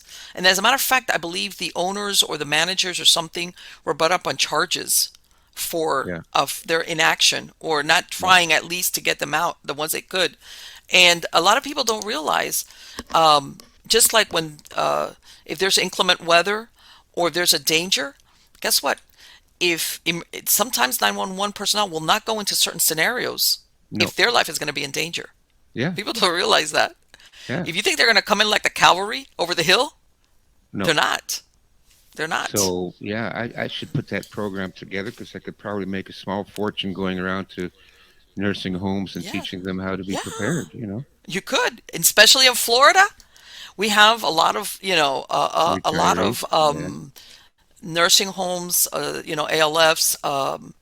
As a matter of fact, I remember when I placed my mom in an ALF, one of the Hmm. things I looked at was they had a huge generator, a Yeah. big one in the back that could Yeah. run the household Yeah. without a problem, Yeah. because of that situation that I didn't want her to be in a place Yeah. that would have an electrical, no electricity in it. Yeah. But absolutely, yes, Yeah. some food for That thought. huge I generator will probably run out of fuel within 3 days. don't. I'm Believe it or just not, I saying, have I'm I a have realist. Okay. So no yeah. no I know those propane tank ones, and I have one myself, and Yeah. it supposedly will fuel me for about a week. But then after the week, what am I going to do? Yeah. But I already have a backup for that. But that's a conversation for another day, because if not, we'll keep on talking into infinity. Thank I you so know much, we're Stefan. having It has such a been good time, absolutely, aren't we? I know, fixing the world kind of, or whatever. But thank you again, Stefan. It has been wonderful speaking to you, and I want Oh, to you're wish you the welcome, best of Marlene. luck on all your projects. Yeah. Okay? Okay. Take care. And you take Bye care too. bye. Bye bye. Bye bye. Wow. Yeah. God, this has been a fascinating talk. Believe it or not, my original conversation with Stefan was about self-defense, about in the sense of dealing with psychopaths. Because he did do a course or a material that's precisely spoke about psychopaths, and part of it also um, crossed over into preparedness, but how to deal with psychopaths, because you're going to run across them in your whatever it is. That it doesn't necessarily have to be some type of this, weird or collapse of society situation. It can be anything. I've run across some, and in other words, that there's earmarks, and unfortunately, sometimes people, they equate psychopaths with some guy running around killing people, like I said, a serial killer or serial rapist or things like this. And yes, there are psychopaths, especially if they've been brought up in a violent environment, that do turn into killing machines, or if they become sexual sadists or whatever. But there's a lot of psychopaths that don't have empathy. They don't feel the things that we normally feel: sorrow, empathy, sympathy, the things that fuel the reward center in our brain that give us pleasure. It's not that. What they like is control. A lot of them have narcissistic tendencies, which really is a lot of self-hatred. But I mean, there's a whole dynamic. But sometimes it's very difficult for us to equate that behavior, because unfortunately, whether you want to call it a weakness or not, when you're not a psychopath, it's really hard to imagine somebody behaving in that way. It just doesn't compute. We could understand it, and we might see, let's say we see a show, and we're like, oh, that's really interesting. But when we're faced with it in real life, whether it's a boss, a coworker, a neighbor, a family member, a teacher, God forbid, and this is what he was talking about, where by their very nature, they seek positions of authority in some type of hierarchy, whatever the hierarchy might be. Or you catch them in a certain level of the hierarchy, but because they're planning to go further up. And I'm sure a lot of people nowadays will look at certain power structures, whether they're schools, companies, government, God, you name it. And you see certain persons now that a lot of masks are slipping, that you're like, how did this person get to, how did they get there? Who promoted them? Who hired them? Who kept them there? All right. And that's how. That's how. And he was absolutely accurate when he talks about that. They can lie without flinching. And after a while, they learn the bigger the lie, the more, because most people say, man, that's too big to be a lie. How could somebody lie like that? Yeah, they can. And they don't think twice about it. And by the way, not all of them, because that's another thing. Sometimes there's this myth that they're all like super geniuses. No, there's a lot of them that are not. They're average intelligence, but if you're not hindered, if you want to call it that, by compunction of I shouldn't do that, that's wrong, or that's going to hurt this persons, or that's not right, they're not. And exactly what he described. If even when he says like, oh, let's say the coworker angle where you're sabotaging a coworker, they even do this. Let's say you and this other person go into this department, the psychopath and the regular person, right? And you're the regular person, and you both have hopes of going up and getting promoted. How's that? If he sees, I'm going to say he because there's she's, there's plenty of she psychopaths, believe me, and I've run across those myself. But if he sees that down the road you are going to basically get promoted or advanced before he does, because basically maybe even if you're just that you're a rival for whatever reason, they will target you long before the promotion uh, moment happens. A year, even 2 years before, where they identify, you know what? When I'm ready for advancement, or when I'm ready for that promotion, or when I'm ready for whatever, you're going to be better than me. You're going to do better. Chances are you're a rival. You might get that spot. They will work it in a way to get rid of you in a multitude of ways. But the examples he gave are very accurate. The gossiping, the hints, of course, masked as in, I'm concerned for this person. He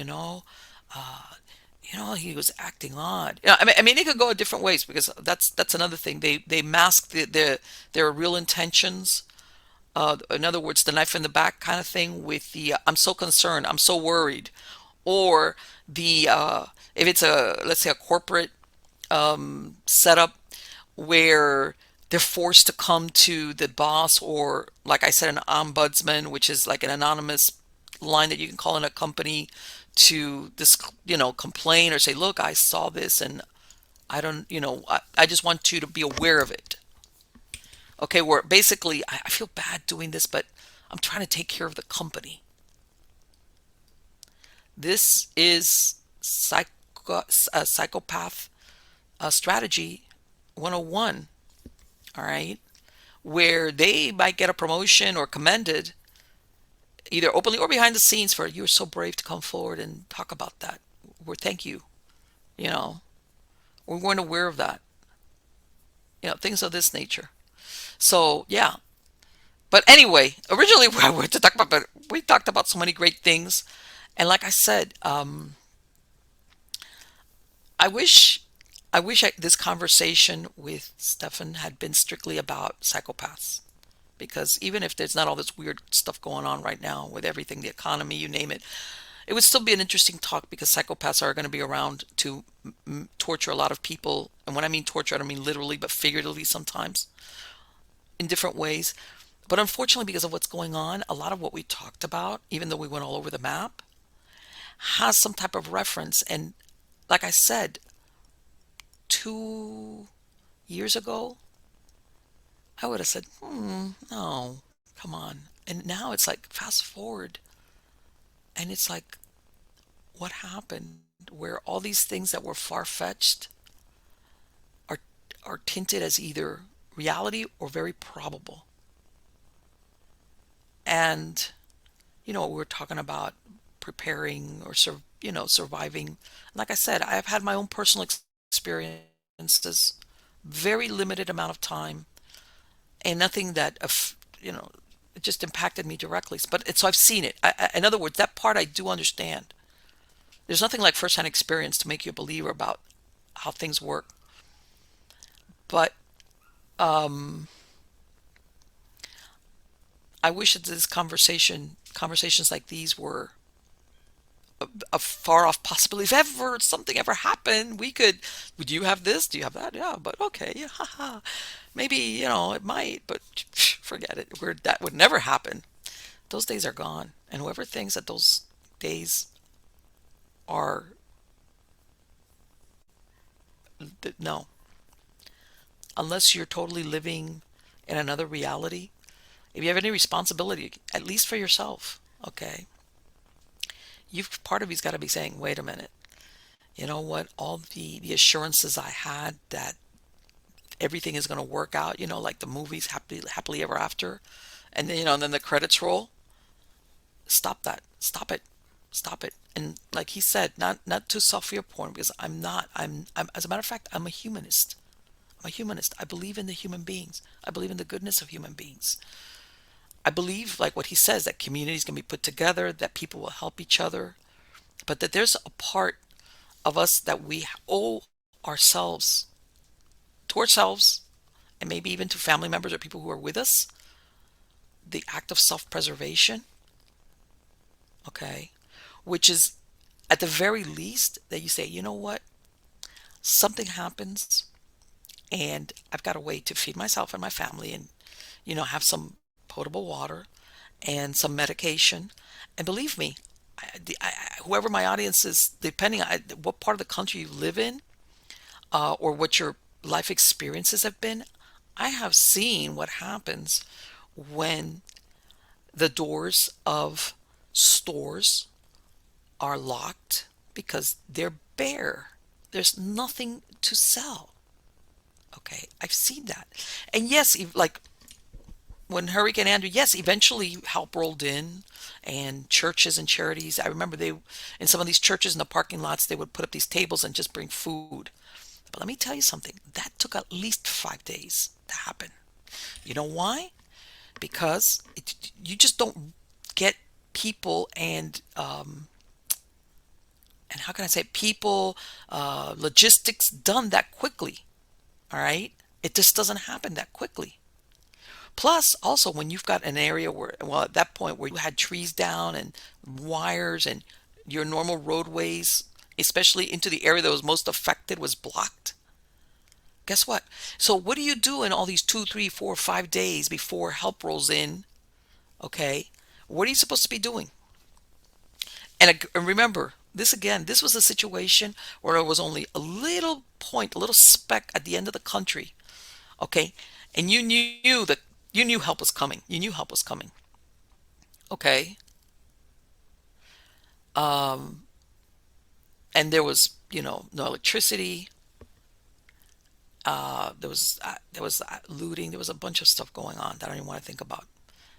And even my mom's apartment, her apartment was on the fifth floor of a building that the wall had come down. As a matter of fact, the building came out in Newsweek because you saw the little apartment buildings like a kid's playhouse, but the whole wall had come down.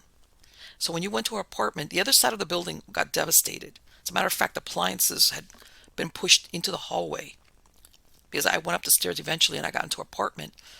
Her apartment was intact, but there was no wall. The whole wall, the entire wall of the building had gone down on top of whatever vehicles were there. Her, I couldn't be there all the time. Her apartment got looted.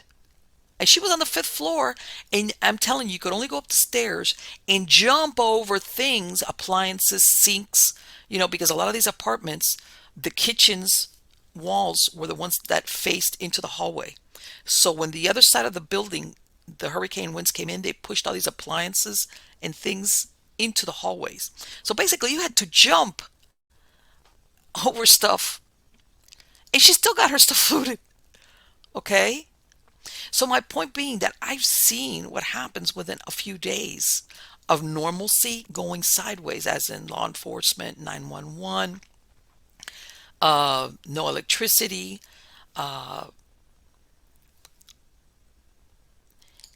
Point being, you owe it to yourself to make some type of mental preparation and then physical preparations. Worst case scenario, I've got food, I've got water, I've got a plan. Nothing comes of it, great. So I eat the food and I drink the water and we're off to the races, and that's it. But don't, believe it or not, don't live in this Pollyannish world, thinking no, nobody would ever, the government or the authorities or whoever the powers that be would never let it get that bad. They wouldn't. They would stop. Let me tell you, don't bank on that. Hopefully it will never come to pass. I wouldn't want it to, but don't bank on it. So again, guys, I hope you like this very interesting interview with Stefan Verstappen. Please check out his website at chinastrategy.com. And again, if you really don't know where to go, contact him for consultation. He's going to tailor make it to what your circumstances are. And believe me, if you've got to start somewhere, start there. Again, take care until next time.